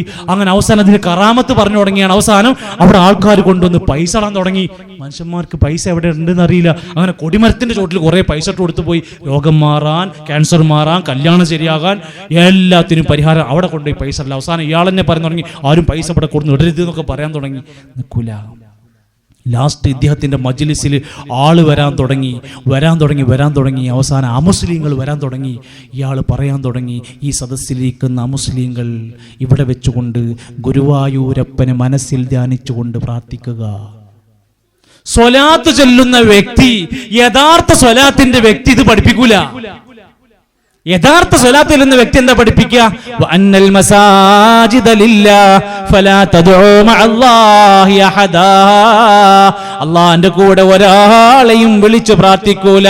നബിയെ പറഞ്ഞു കൊടുക്ക്, ഖുൽ ഇന്നമാ അദ്ഉ റബ്ബി വലാ ഉശ്രികു ബിഹി അഹദാ. ഞാൻ എൻ്റെ റബ്ബിനോട് മാത്രമേ പ്രാർത്ഥിക്കുകയുള്ളൂ. നമ്മുടെ വീട് ശാന്തമാകാൻ നമ്മൾ ചെയ്യേണ്ടത് അള്ളാന്റെ ഖുർആൻ ഓതുക, ഇസ്ലാം പഠിപ്പിച്ച ദിക്ർ ചൊല്ലുക, ഇസ്ലാം പഠിപ്പിച്ച സ്വലാത്തുകൾ എണ്ണമില്ലാതെ കൊടുക്കുക. നബിതങ്ങൾക്കുള്ള പ്രാർത്ഥനയാണ്, അനുഗ്രഹത്തിന് വേണ്ടി നമുക്കുമുള്ള ഒരു വലിയ ദർജ ഉയർത്തപ്പെടുന്ന നന്മയാണ് ആ സ്വലാത്ത്. അത് നമ്മൾ പതിവാക്കുക. 2, നമ്മുടെ നാടിൽ സമാധാനം കിട്ടാതെ പ്രയാസപ്പെട്ടുകൊണ്ടിരിക്കുമ്പോൾ നാട്ടുകാർ ചെയ്യുന്ന രണ്ടാമത്തെ പ്രശ്നമാണ് ഇവിടുന്ന് വേഗം ബസ് കയറുക. എന്നിട്ട് ഉമ്രക്ക് പോണ പോലെ ഒരു അമീറിന്റെ കീഴിൽ ഒരു മക്കാമു സിയാറത്ത് അങ്ങോട്ട് പാസ്സാക്കുക. എന്നിട്ട് കണ്ണൂർ ജില്ല അങ്ങോട്ട് തുടങ്ങിയിട്ട് ഓരോ സ്ഥലങ്ങളിൽ ഇരുവേരി കൂടെ അങ്ങനെ പോയി, 3 പെറ്റുമ്മ പോയി, അവിടുന്ന് അങ്ങനെ കടന്നുപോയി നാട്ടിൽ കൂടെ കറങ്ങി തിരിഞ്ഞിട്ട് എല്ലാ മക്കാമിലും പൈസ ഇട്ട് കൊടുത്ത് അവിടെ ജാറം മൂടി അവിടെ ഇരുന്ന് വർക്കത്തെടുത്ത് അവിടുത്തെ സംഭവമൊക്കെ ഒന്ന് തൊട്ട് ഒഴിഞ്ഞ് ഇതിന്റെ പ്രശ്നങ്ങളൊക്കെ തീരുന്ന് വിചാരിക്കുക. സുഹൃത്തുക്കളെ, ഖബർ എന്തിനാണ്? നമ്മളെ പ്രശ്നങ്ങളും സങ്കടങ്ങളും തീർക്കാനുള്ള സ്ഥലമാണോ ഖബർ? നമ്മളെ രോഗം മാറ്റിത്തരാനോ വിഷമം മാറാനുള്ള പരിഹാരമാണോ ഖബർ? മഹാനായ ഇമാം ഷാഫിഈ റഹ്മത്തുള്ളാഹി അലൈഹി പറയാണ്, ഒരാൾ ഖബർ സന്ദർശിച്ചാൽ അയാളുടെ കൽബുകൾ വളരെ കരഞ്ഞ അലിവാകുന്ന മനസ്സായി മാറും. അയാളുടെ കണ്ണുകൾ കണ്ണീർ പൊഴിക്കുന്ന അവസ്ഥയിലേക്ക് വരും. അയാളുടെ ചിന്തയിൽ അള്ളാഹുവിനെയും പരലോകത്തിനെയും ഓർമ്മിക്കാൻ പറ്റും. പരലോകമോർക്കും, മരണത്തെക്കുറിച്ച് ചിന്തിക്കും. അതുകൊണ്ട് നബിതങ്ങൾ അന്ന് പറഞ്ഞു, സൂറുൽ ഖുബൂർ, ഖബർ സന്ദർശിക്കണം. ഫഇന്നഹാ തുദക്കിറുകുമുൽ മൗത, മരണം ഓർക്കാനാണ്. വതുദക്കിറുകുമുൽ ആഖിറ, പരലോകം ഓർക്കാനാണ്. നമ്മളെ നാട്ടുകാർ എന്തിനാ ഖബർ സിയാറത്ത് പറഞ്ഞു പോണത്? അവിടെ നടക്കുന്ന കാര്യങ്ങൾ, നമ്മുടെ പ്രയാസങ്ങൾ പോയിട്ട് അവിടുത്തെ ഷെയ്ഖിനോട് പോയി പറയാൻ. എന്നിട്ട് ഒരിക്കൽ ട്രെയിനിൽ ഇങ്ങനെ പോകുമ്പോൾ ഒരു കുടുംബം ഇങ്ങനെ പോകുന്നുണ്ട്, CM മടവൂരിൻ്റെ മക്കാമിലേക്കാണ് പോകുന്നത്. CM മടവൂർ എന്ന് പറയുന്ന മനുഷ്യൻ മരിച്ചിട്ട് 35 കൊല്ലമായിട്ടുള്ളൂ. 35 കൊല്ലം മുമ്പും ഇവിടെ ലോകത്ത് ആൾക്കാർക്ക് പല പ്രയാസം വന്നിട്ടില്ലേ? അന്നൊക്കെ ആരാ മാറ്റിക്കൊടുത്തത്? ഞാൻ ആ കുടുംബത്തോട് ചോദിച്ചു, നിങ്ങൾ എന്തിനാ പോണത്? ഒരാളെ ചൂണ്ടിക്കാണിച്ചു പറഞ്ഞു, 16 കൊല്ലമായി കല്യാണം കേട്ടു ഉസ്താദേ, കുട്ടികളൊന്നുമില്ല, അപ്പം അങ്ങോട്ട് പോവുകയാണ്. അപ്പം ഞാൻ പറഞ്ഞു കൊടുത്തു, CM മടവൂർ എന്ന് പറയുന്ന മനുഷ്യൻ കല്യാണം കഴിച്ചിട്ട് ഭാര്യനോട് ഒത്തുപോകാഞ്ഞിട്ട്, ഒന്നാമത് ഭാര്യനെ ഡിവോഴ്സ് ഇല്ലേക്കുന്നത്, കുറേ കാലം ഒരുമിച്ച് ജീവിച്ചിട്ട് ആ മനുഷ്യർക്ക് കുട്ടി ഉണ്ടായിട്ടില്ല. പിന്നെ ഞമ്മക്ക് കുട്ടി ഉണ്ടാകണം എങ്ങനെ? കുട്ടി ഉണ്ടാകാനുള്ള പരിഹാരം അതല്ല, വേറെയാണ്. അതിന് ഇസ്ലാം ചില പരിഹാര നിർദ്ദേശങ്ങൾ, ചില പ്രാർത്ഥനകൾ, ചില വിദ്യകൾ, ചില ഇലാജുകൾ, ചികിത്സാ സംവിധാനങ്ങൾ, ഇസ്ലാം ചില കാര്യങ്ങൾ അതിന് പ്രത്യേകം പഠിപ്പിച്ചു തന്നിട്ടുണ്ട്. ഞാനത് ഇപ്പോൾ വിശദീകരിക്കാൻ ആഗ്രഹിക്കില്ല. ആളുകളുടെ തെറ്റിദ്ധാരണയാണ്. എൻ്റെ നാടിൻ്റെ അടുത്ത് കുറച്ചും കൂടി അങ്ങോട്ട് മുന്നോട്ട് പോയി 18 കിലോമീറ്റർ പോയാൽ ഒരു സ്ഥലമുണ്ട്, രാത്രി അർദ്ധരാത്രി 12 മണിക്കും 1 മണിക്കും അവിടെ ചെന്നാൽ ആ സ്ഥലത്ത് ഒരുപാട് ആൾക്കാർ ബസ്സിൽ വന്ന് ഇറങ്ങും. അപ്പോൾ ഞാനിങ്ങനെ നോക്കി, എന്താ അവിടെ? ഞാൻ എൻ്റെ കാറ് സൈഡാക്കിയിട്ട് ഞാൻ അതിൻ്റെ ഉള്ളിൽ കയറി ചെന്ന് നോക്കുമ്പോൾ അവിടെ ഒരു വലിയ കല്ല്, ഇത്ര ഉയരത്തിലൊരു കല്ലാണ്. ഈ കല്ലിൻ്റെ മുമ്പിൽ നേർച്ചപ്പെട്ടിയാണ്. ഈ കല്ലിന് നല്ല നല്ല ഉസ്താദുമാരും ദർസിലെ കുട്ടികളെ കൊണ്ടുപോയിട്ട് ഈ കല്ലിൻ്റെ അവിടെ നേർച്ചപ്പെട്ടിയിൽ പൈസ ഇട്ട് കൊടുക്കുകയാണ്. അപ്പം ഞാൻ ചോദിച്ചു, ഇവിടെ എന്താ പ്രത്യേകത? ഇവിടെ നാട്ടുകല്ലാണ്. നാട്ടുകല്ലെന്നാണ് പേര്. ഒരു കല്ല് നാട്ടി വെച്ചിക്കുക, എന്നിട്ട് അതിന് ബർക്കത്തുണ്ട് എന്ന് പറഞ്ഞിട്ട് അവിടെ കൊണ്ടുപോയി പൈസ ഇടുക, അവിടെ മഖാമ സിയാറത്ത് നടത്തുക. അപ്പം അതിന് തൊട്ടപ്പത്തൊരു കബർ കണ്ടു. അപ്പോൾ ചോദിച്ചു, ഈ കബർ ആരുതാണെന്നറിയില്ല. കബർ വേണമെന്നൊന്നുമില്ല, കല്ലുണ്ടായാൽ മതി. ഇങ്ങനെ പ്രയാസങ്ങൾ മാറാൻ, രോഗങ്ങൾ മാറാൻ ഓരോ മഖാമ് തേടി നടക്കുകയാണ് മനുഷ്യർ. കൊല്ലം ജില്ലയിൽ ഓച്ചിറ എന്ന് പറയുന്ന പ്രദേശത്തൊരു മഖാമുണ്ട്. ഈ കേരളത്തിൽ നിന്ന് കണ്ണൂരിൽ നിന്ന് ആൾക്കാർ അങ്ങോട്ട് പോകുന്നുണ്ട്. അവിടെ ഞാൻ ചെന്നൊരിക്കൽ പ്രസംഗിക്കാൻ ചെന്നപ്പോൾ ഞാൻ അവരോട് ചോദിച്ചത്, ആരുടേതാണ് കബർ? അത് ദാമോദരന്റെ കബറാണ്. ഓച്ചിറ ദാമോദരൻ എന്ന മനുഷ്യന്റെ മഖാമ്. അതിന്റെ പേര് ദാമോദരൻ എന്നല്ല, ഓച്ചിറ കുപ്പസ്വാമി ഖദ്ദസല്ലാഹു സിർറഹുൽ അസീസ് എന്ന് പേരാണ് മാറ്റിട്ടു. ഈ കബറിങ്ങിലേക്കാണ് നമ്മുടെ നാട്ടിലെ ആൾക്കാർ ഭർത്താവിന് ജോലി ശരിയാവാൻ, കുടുംബ പ്രശ്നം തീർക്കാൻ പോകുന്നത്. മൂന്നാമത്, കുടുംബ പ്രശ്നങ്ങളും പ്രതിസന്ധിയും വരുമ്പോൾ നമ്മുടെ നാട്ടുകാർ പരിഹാരം കണ്ടെത്തുന്നത് ജ്യോത്സ്യത്തിലാണ്. ഇതൊരു വല്ലാത്ത അവസ്ഥ. വീട്ടിൽ നിന്നാണ്ട് ഇറങ്ങും, എന്നിട്ട് ഏതെങ്കിലും മൂലയിൽ പോകും, എന്നിട്ട് അവിടെ പോയിട്ട് കുറേ പരാതി പറഞ്ഞു കൊടുക്കും. അയാൾ പറയും, നിങ്ങളുടെ വീടിന്റെ പടിഞ്ഞാറേ മൂലയിൽ ഇന്ന സാധനം കുഴിച്ചിടുക. എന്നിട്ട് ഒരു വാക്കും കൂടിയും പറയും, എൻ്റെ അയലോക്കസ് ഒരു ഖദീജല്ലേ, ആ ഖദീജ ഉണ്ട്, ഓൾക്ക് 50 വയസ്സായില്ലേ, ആ 50 വയസ്സായി, ഓളെ സൂക്ഷിക്കണം കേട്ടോ. ആ സാധുത അറിഞ്ഞിട്ട് തന്നെ ഉണ്ടാവില്ല. എന്നിട്ട് ഇവള് മതിലിന്റെ പുറത്തുനിന്ന് ഓളൊരു നോട്ടാണ്, ഖദീജ അണക്ക് തരാ. എന്നിട്ട് കൊല്ലങ്ങളോളം തമ്മിത്തെറ്റി നടക്കുക. ഓൾക്ക് എന്താ പരിപാടി? ഓൾക്ക് ഖദീജ ഞങ്ങട്ട് വരണം. അപ്പൊ അതിനെന്താ മാർഗം? അതിനുള്ള മാർഗം അവിടുന്ന് പല ടിപ്പുകൾ തരും. എന്നിട്ട് പറയും, ഓളെ വീടിന്റെ മതിലിന്റെ മൂലക്ക് ഒന്ന് കുഴിച്ചിടണം. പിറ്റേ ദിവസം രാവിലെ ഓൾ ഇതേപോലെ വേറെ പോകും.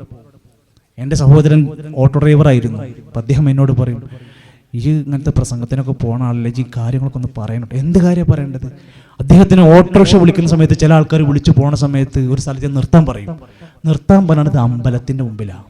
എന്നിട്ട് അവിടെ 2 രൂപക്ക് ടോക്ക് എടുക്കാൻ പറയും. ടോക്ക് എടുത്തിട്ട് പോണത് പുറത്ത് ഇട്ട താത്താരും തൊപ്പിയിട്ട ഹാജിമാരും പോയിട്ട് ഈ അമ്പലത്തിൽ പോയിട്ട് 2 രൂപയ്ക്ക് ടോക്ക് എടുത്തിട്ട് അതിൻ്റെ ഉള്ളിൽ ഒരു പൂജ ഉണ്ട്. ആ പൂജ ചെയ്തിട്ട് അവിടുന്ന് തിരിച്ചു പോരും. എന്തിനാ പൂജ? വീട് 10 കൊല്ലമായി താമസമായിട്ട് ഒരു സമാധാനമല്ല, സമാധാന പൂജ. അവിടെ കുഴിച്ചിട, ഇവിടുന്ന് മാന്ത, ഏലസ്, തകിട്, ഇതൊന്നും ഒരു പ്രസ്ഥാനത്തിന്റെ വിഷയമല്ല. അള്ളാന്റെ പ്രവാചകന്റെ ഹദീസ് നോക്കി, ലാ യദ്ഖുലുൽ ജന്നത ഖത്താത്തുൻ ലാ യദ്ഖുലുൽ ജന്നത നമ്മാം. യശനിക്കാരൻ സ്വർഗ്ഗത്തിലെത്തൂല. ഒട്ടനേകം ഹദീസുകൾ സ്വർഗ്ഗത്ത് പ്രവേശിക്കൂല എന്ന് പറഞ്ഞ പോലെ തന്നെയാണ് ഏലസുകൾ. അതുപോലെ തന്നെ അതുപോലെയുള്ള വസ്തുക്കൾ. അല്ലക മന്നല്ലക തമീമ, ആരെങ്കിലും ഏലസ് കെട്ടി തൂക്കിയാൽ ഫഖദ് അശ്റക, അവൻ ശിർക്ക് ചെയ്തവനാണ്. ഈ ജ്യോത്സ്യരിലും ഇത്തരത്തിലുള്ള കേന്ദ്രങ്ങളിലും, അത് ഏത് ഇസ്ലാമിക ജ്യോതിഷെന്ന് പറഞ്ഞാൽ പോലും പോകാൻ പാടില്ല. ഒരാൾ ഒരു ജ്യോത്സ്യനെ സമീപിച്ച് വല്ലതും അങ്ങോട്ടും ഇങ്ങോട്ടും ചോദിച്ചാൽ 40 ദിവസത്തെ നമസ്കാരം സ്വീകരിക്കപ്പെടൂല. അയാൾ പറയുന്നത് ശരിയാണെന്ന് വിശ്വസിച്ചാൽ അവൻ ഖുർആനിൽ അവിശ്വസിച്ചവനാണെന്ന് റസൂലുള്ളാഹി സ്വല്ലല്ലാഹു അലൈഹി വസല്ലം. അതുകൊണ്ട് എല്ലാവരുടെയും മനസ്സിൽ ഓർത്തു വെക്കുക, എൻ്റെ പരിഹാര കേന്ദ്രം ഇസ്ലാമാണ്. ഇസ്ലാം പരിഹരിക്കാൻ പറഞ്ഞത് പല നിലക്കും അല്ലാഹുവിന്റെ ഖുർആനിന്റെ ആ നെടും തൂണുകളിലേക്ക് കടന്നു വരാനാ. നമ്മുടെ മക്കളെ നന്നായി ശ്രദ്ധിക്കുക. ഞാൻ 2 മിനിറ്റ് കൊണ്ട് ആ വിഷയമാണ് പറയാൻ. നമ്മുടെ മക്കളെ നല്ല സ്നേഹം കൊടുക്കുക, നന്നായി പ്രശംസിക്കുക, നല്ല അംഗീകാരം കൊടുക്കുക, ആവശ്യത്തിന് സ്വാതന്ത്ര്യം കൊടുക്കുക. ഇസ്ലാമിന്റെ യഥാർത്ഥ തർബിയത്ത് വീട്ടിൽ നിന്ന് പഠിക്കുക. മക്കളെ അസ്വസ്ഥമാക്കുന്ന അക്ഷമയോടെ പെരുമാറാതിരിക്കുക, ചെറിയ ചെറിയ കാരണങ്ങൾക്ക് അവരെ ശിക്ഷിക്കാതിരിക്കുക. വീട്, കുടുംബം അവർക്ക് ആശ്വാസമായി മാറുക. ക്ഷമയോടെ വിവേകത്തോടെ പെരുമാറുക. പോലീസുകാരെ പോലെ ചോദ്യം ചെയ്യാതിരിക്കുക. സുഹൃത്തിനെ പോലെ പെരുമാറുക. തൊട്ട് തലോടി ചുംബിച്ച് സംസാരിക്കുക. കണ്ണിൽ നോക്കി വർത്താനം പറയുക. പറയാ, അവരെ അംഗീകരിക്കുക, അവരുടെ പോരായ്മകളിൽ അവർക്ക് വേണ്ടി പ്രാർത്ഥിക്കുക. അല്ലാഹുവേ ഇവരെനിക്ക് ഉപകാരമുള്ളവരാക്കണേ, അല്ലാഹുവേ ഇവനെ എല്ലാ ശർറിൽ നിന്നും രക്ഷിക്കണേ, അല്ലാഹുവേ ഞങ്ങളുടെ മക്കളിലൂടെ റബ്ബനാ ഹബ് ലനാ മിൻ അസ്വാജിനാ വദുരിയാതിനാ ഖുറത അയുൻ കൺകുളിർമയുണ്ടാക്കി തരണേ എന്ന് തുടങ്ങുന്ന പ്രാർത്ഥനകൾ ആവർത്തിക്കുക. അതല്ലാതെ ആ നിലക്ക് മക്കളെ കയറൂരി വിടുന്ന അവസ്ഥ വരാതിരിക്കുക. കുടുംബങ്ങളിൽ ഇസ്ലാം വിലക്കിയ പാടില്ലെന്ന് പറഞ്ഞ സകല മാമൂല് ഒഴിവാക്കുക. വെഡിങ് ആനിവേഴ്സറി ഇസ്ലാമിക കൾച്ചറിൽ ഇല്ല. എത്ര മാതൃക ജീവിതം കഴിച്ചവരാ സ്വഹാബത്ത്, താബീങ്ങൾ, മദ്ഹബിന്റെ ഇമാമികൾ. നമ്മുടെ തൊട്ട് 100 കൊല്ലം മുമ്പുള്ള ആൾക്കാർക്ക് പോലും സ്വാലിഹ്യങ്ങൾക്ക് അറിയില്ല ആ സംഭവം. വെഡിങ് ആനിവേഴ്സറി, ബർത്ത്ഡേ, എന്തിനേറെ സുന്നത്ത് കല്യാണങ്ങൾ വരെ ആഘോഷിക്കുകയാണ്. പെൺകുട്ടിക്ക് പ്രായപൂർത്തിയെത്തി എന്നറിയിക്കുന്ന, പെൺകുട്ടി പ്രായപൂർത്തിയെത്തിയാൽ കുളിക്കല്യാണം എന്ന് പറഞ്ഞ് പന്തല് കെട്ടി കേക്ക് മുറിച്ച് ആഘോഷിക്കുന്ന ഈ നാണംകെട്ട സമ്പ്രദായങ്ങൾ നമ്മുടെ വീട്ടിലേക്ക് കൊണ്ടുവരാതെ ഇസ്ലാമിന്റെ തർബിയത്തിലേക്ക് നമ്മൾ കടന്നു വരിക. പല രാജ്യങ്ങളിലും പല പ്രദേശങ്ങളിലും പലരുടെയും മരണവാർത്തകൾ കേട്ടു. പ്രിയപ്പെട്ട വാപ്പയെ, വെല്ലിപ്പയെ, എളാപ്പയെ, മൂത്താപ്പയെ നഷ്ടപ്പെട്ട മക്കൾ ഒരു ഭാഗത്തിരിക്കുമ്പോ പ്രിയപ്പെട്ട മക്കളെ കാറിൽ ഒരുമിച്ച് യാത്ര ചെയ്ത ലിവ എന്ന എക്സിബിഷനിൽ പങ്കെടുത്ത് ആനന്ദത്തോടെ തിരിച്ചു പോന്ന കുടുംബത്തിലേക്ക്, അതേ പ്രിയപ്പെട്ടവരെ, 4 മക്കളെയും അവരെ പരിചരിക്കുന്ന, അവരുടെ വീട്ടുകാര്യങ്ങളൊക്കെ നോക്കുന്ന ജോലിക്കാരിയും പിന്നീട് കാണുന്നത് ആ ആശുപത്രിയിൽ നിന്ന് മോർച്ചറിയിൽ നിന്ന് ഖബർസ്ഥാനിലേക്ക് കൊണ്ടുപോകുമ്പോ ബോധമറ്റ് കിടക്കുന്ന പ്രിയപ്പെട്ട മാതാവിനോട് പറയാണ്, നിങ്ങളെ മോന് മരിച്ചിരിക്കുന്നു എന്ന് പറയുമ്പോൾ ബോധത്തോടെ എഴുന്നേറ്റ് നിന്നിട്ട് എനിക്കൊന്ന് കാണിച്ചു തരുമോ എന്ന് ചോദിക്കുന്ന രംഗങ്ങൾ നമ്മുടെ മുമ്പിലുണ്ട്. മരണം നമ്മളെ ഏത് സമയത്തും ഞെട്ടിക്കുന്ന രൂപത്തിൽ കടന്നു വരും. കുടുംബത്തിൽ ഏത് സമയത്തും പ്രിയപ്പെട്ട മക്കൾ, വാപ്പ, ഉമ്മ, പ്രിയപ്പെട്ടവരാരുമാകാം, അതാരുമാകാം, പ്രിയപ്പെട്ടവരുടെ ജീവിതം ഒരുപക്ഷെ നമ്മളാകാം, നമ്മുടെ പ്രിയപ്പെട്ടവരാകാം. അവർ നമ്മളിൽ നിന്ന് വിട്ടുപോകുമ്പോ മരിക്കുമെന്ന ബോധം നമുക്ക് ഓരോരുത്തർക്കും വേണം. മാന്യമായി എല്ലാരോടും പെരുമാറുക, അയൽവാസികളോട് നന്നായി പെരുമാറുക, ഭാര്യ വീട്ടുകാരോട് നന്നായി പെരുമാറുക, ഭർത്താവിന്റെ വീട്ടുകാരോട് ഇടക്കൊന്ന് സന്ദർശിക്കുക.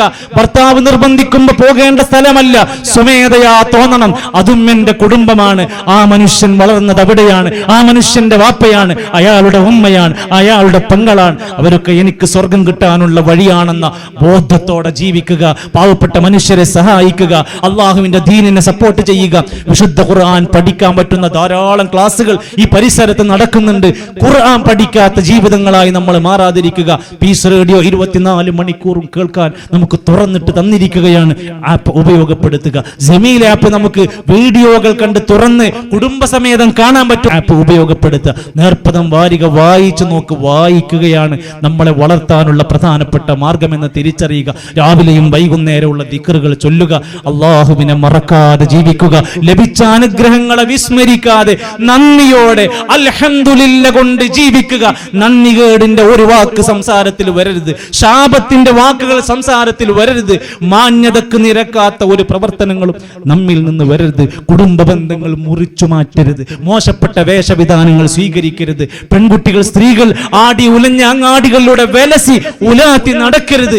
ഇതൊക്കെ ഇസ്ലാം വരച്ചു കാണിച്ചൊരാദർശത്തിന്റെ പിന്നിലാണ്. പ്രിയപ്പെട്ടവരെ, ഈ സദസ്സ് ഇവിടെ അവസാനിപ്പിക്കുമ്പോൾ എന്തൊന്നാണോ നമുക്ക് അള്ളാന്റെ ദീൻ സന്തോഷകരമായ ദാമ്പത്യത്തിന്, ജീവിതത്തിന് നൽകിയ മഹിതമായ സന്ദേശത്തെ ചെറിയ സമയം കൊണ്ട് നമ്മൾ പറഞ്ഞു തന്നത് മാത്രമാണ്. ഇനിയും പഠിക്കാനുണ്ട്, കേൾക്കാൻ അവസരങ്ങളുണ്ട്. ചക്കരക്കൽ സെൽഫി മസ്ജിദ്, അത്തരം ഒരുപാട് വിജ്ഞാന വേദികൾ നടന്നുകൊണ്ടിരിക്കുന്നു. വെള്ളിയാഴ്ചയിൽ ഖുത്ബകൾ നടന്നുകൊണ്ടിരിക്കുന്നു. ദീന് പഠിക്കാൻ സ്ത്രീകൾക്ക് ഇവിടെ ക്ലാസുകൾ നടന്നുകൊണ്ടിരിക്കുന്നു. കുട്ടികൾക്ക് മദ്രസ 7ാം ക്ലാസ് വരെ ഇപ്പോൾ നടന്നുകൊണ്ടിരിക്കുന്നു. CRE എന്ന സംവിധാനം ഹൈസ്കൂൾ, +2 പ്രായത്തിലുള്ള കുട്ടികൾക്ക് വേണ്ടി എല്ലാ ആഴ്ചകളിലും നടന്നു. ഒരു പരസ്യമിന് ആവശ്യമില്ല, ഇനിയൊരു മെസ്സേജ് ആവശ്യമില്ല. നമ്മളെല്ലാവരും പറഞ്ഞയക്കുക. നമ്മളാണ് അവരെ മുൻപന്തിയിൽ നിൽക്കേണ്ടത്. അതോടൊപ്പം പ്രൊഫൈസ് എന്ന് പറയുന്ന നമ്മുടെ പരിചയത്തിലുള്ള ഡോക്ടർമാരെയും എഞ്ചിനീയർമാരെയും ഒക്കെ എത്തിക്കേണ്ടുന്ന കടലുണ്ടിയിൽ വെച്ച് നടക്കാനിരിക്കുന്ന അടുത്ത 17-നും 18-നുമുള്ള പ്രോഗ്രാമിലേക്ക് നമ്മുടെ സുഹൃത്ത് വലയങ്ങളിലുള്ള എല്ലാ പ്രൊഫഷണലുകളെയും എത്തിക്കാൻ ശ്രമിക്കുക. അള്ളാഹു സഹായിക്കുമാറാകട്ടെ. ഈ ഒരു സംരംഭത്തിന് അകമഴിഞ്ഞ് സഹായിച്ച ഈ കുടുംബത്തിന് അള്ളാഹു സമാധാനവും ഖൈറും ബറക്കത്തും പ്രദാനം ചെയ്യുമാറാകട്ടെ. അദ്ദേഹത്തിൻ്റെ കുടുംബത്തിൽ അള്ളാഹു തആല എല്ലാവിധ പ്രതിസന്ധികളും നീക്കി കൊടുക്കുമാറാകട്ടെ. ഈ സദസ്സിൽ ഇരിക്കേണ്ടുന്ന അദ്ദേഹത്തിൻ്റെ പ്രിയപ്പെട്ട ബന്ധുക്കൾ പലരും ഇന്ന് 6 അടി മണ്ണിലാണ്, ബർസഖിലാണ്. അള്ളാഹു അവർക്ക് മഗ്ഫിറത്തും മർഹമത്തും നൽകുമാറാകട്ടെ. നമ്മുടെ പല രോഗികളായ ആളുകൾ, എത്താൻ കഴിയാത്ത പ്രയാസങ്ങൾ പറഞ്ഞവരുണ്ട്. അള്ളാഹു ഇവർക്ക് ശിഫ പ്രദാനം ചെയ്യണമേ. ഞങ്ങളുടെ പ്രിയപ്പെട്ട മാതാപിതാക്കൾക്ക് ആഫിയത്തുള്ള ദീർഘായുസ് പ്രദാനം ചെയ്യണേ. അള്ളാഹു ഞങ്ങളുടെ മക്കളെ സ്വാലിഹീങ്ങളാക്കി തരണമേ. ഞങ്ങളുടെ വീടുകൾ ശാന്തിയുടെ കേന്ദ്രങ്ങളായി, തണലിന്റെ കേന്ദ്രങ്ങളാക്കി നീ മാറ്റണമേ റഹ്മാനെ. അള്ളാഹുവേ, ഞങ്ങളുടെ ജീവിതത്തിൽ വലിയ സന്തോഷങ്ങൾക്കുള്ള വേളകളാക്കി തരണമേ. കരഞ്ഞു നീങ്ങുന്ന രാത്രികളിൽ നിന്ന് മാറി ആനന്ദത്തിന്റെ സുഖജീവിതങ്ങൾ ഞങ്ങളുടെ ജീവിതത്തിൽ നീ നൽകണമേ റഹ്മാനെ. നല്ലവരായ ഇണകളെ നൽകണമേ, സ്വാലിഹീങ്ങളായ സന്താനങ്ങളെ നൽകണമേ. ഞങ്ങളുടെ സമ്പത്തിൽ, ജോലിയിൽ, വരുമാനങ്ങളിൽ ബറക്കത്ത് നൽകണമേ. റബ്ബനാ തഖബ്ബൽ മിന്നാ ഇന്നക അൻതസ് സമീഉൽ അലീം വതുബ് അലൈനാ ഇന്നക അൻതത് തവ്വാബുർ റഹീം തവഫനാ മുസ്ലിമീന വഅൽഹിഖ്നാ ബിസ്സാലിഹീൻ വസല്ലല്ലാഹു അലാ നബിയിനാ മുഹമ്മദ് വൽഹംദുലില്ലാഹി റബ്ബിൽ ആലമീൻ. ബാറകല്ലാഹു ഫീക്കും വജസാകുമുല്ലാഹു ഖൈറ. അസ്സലാമു അലൈക്കും വറഹ്മത്തുള്ളാഹി വബറകാതുഹു.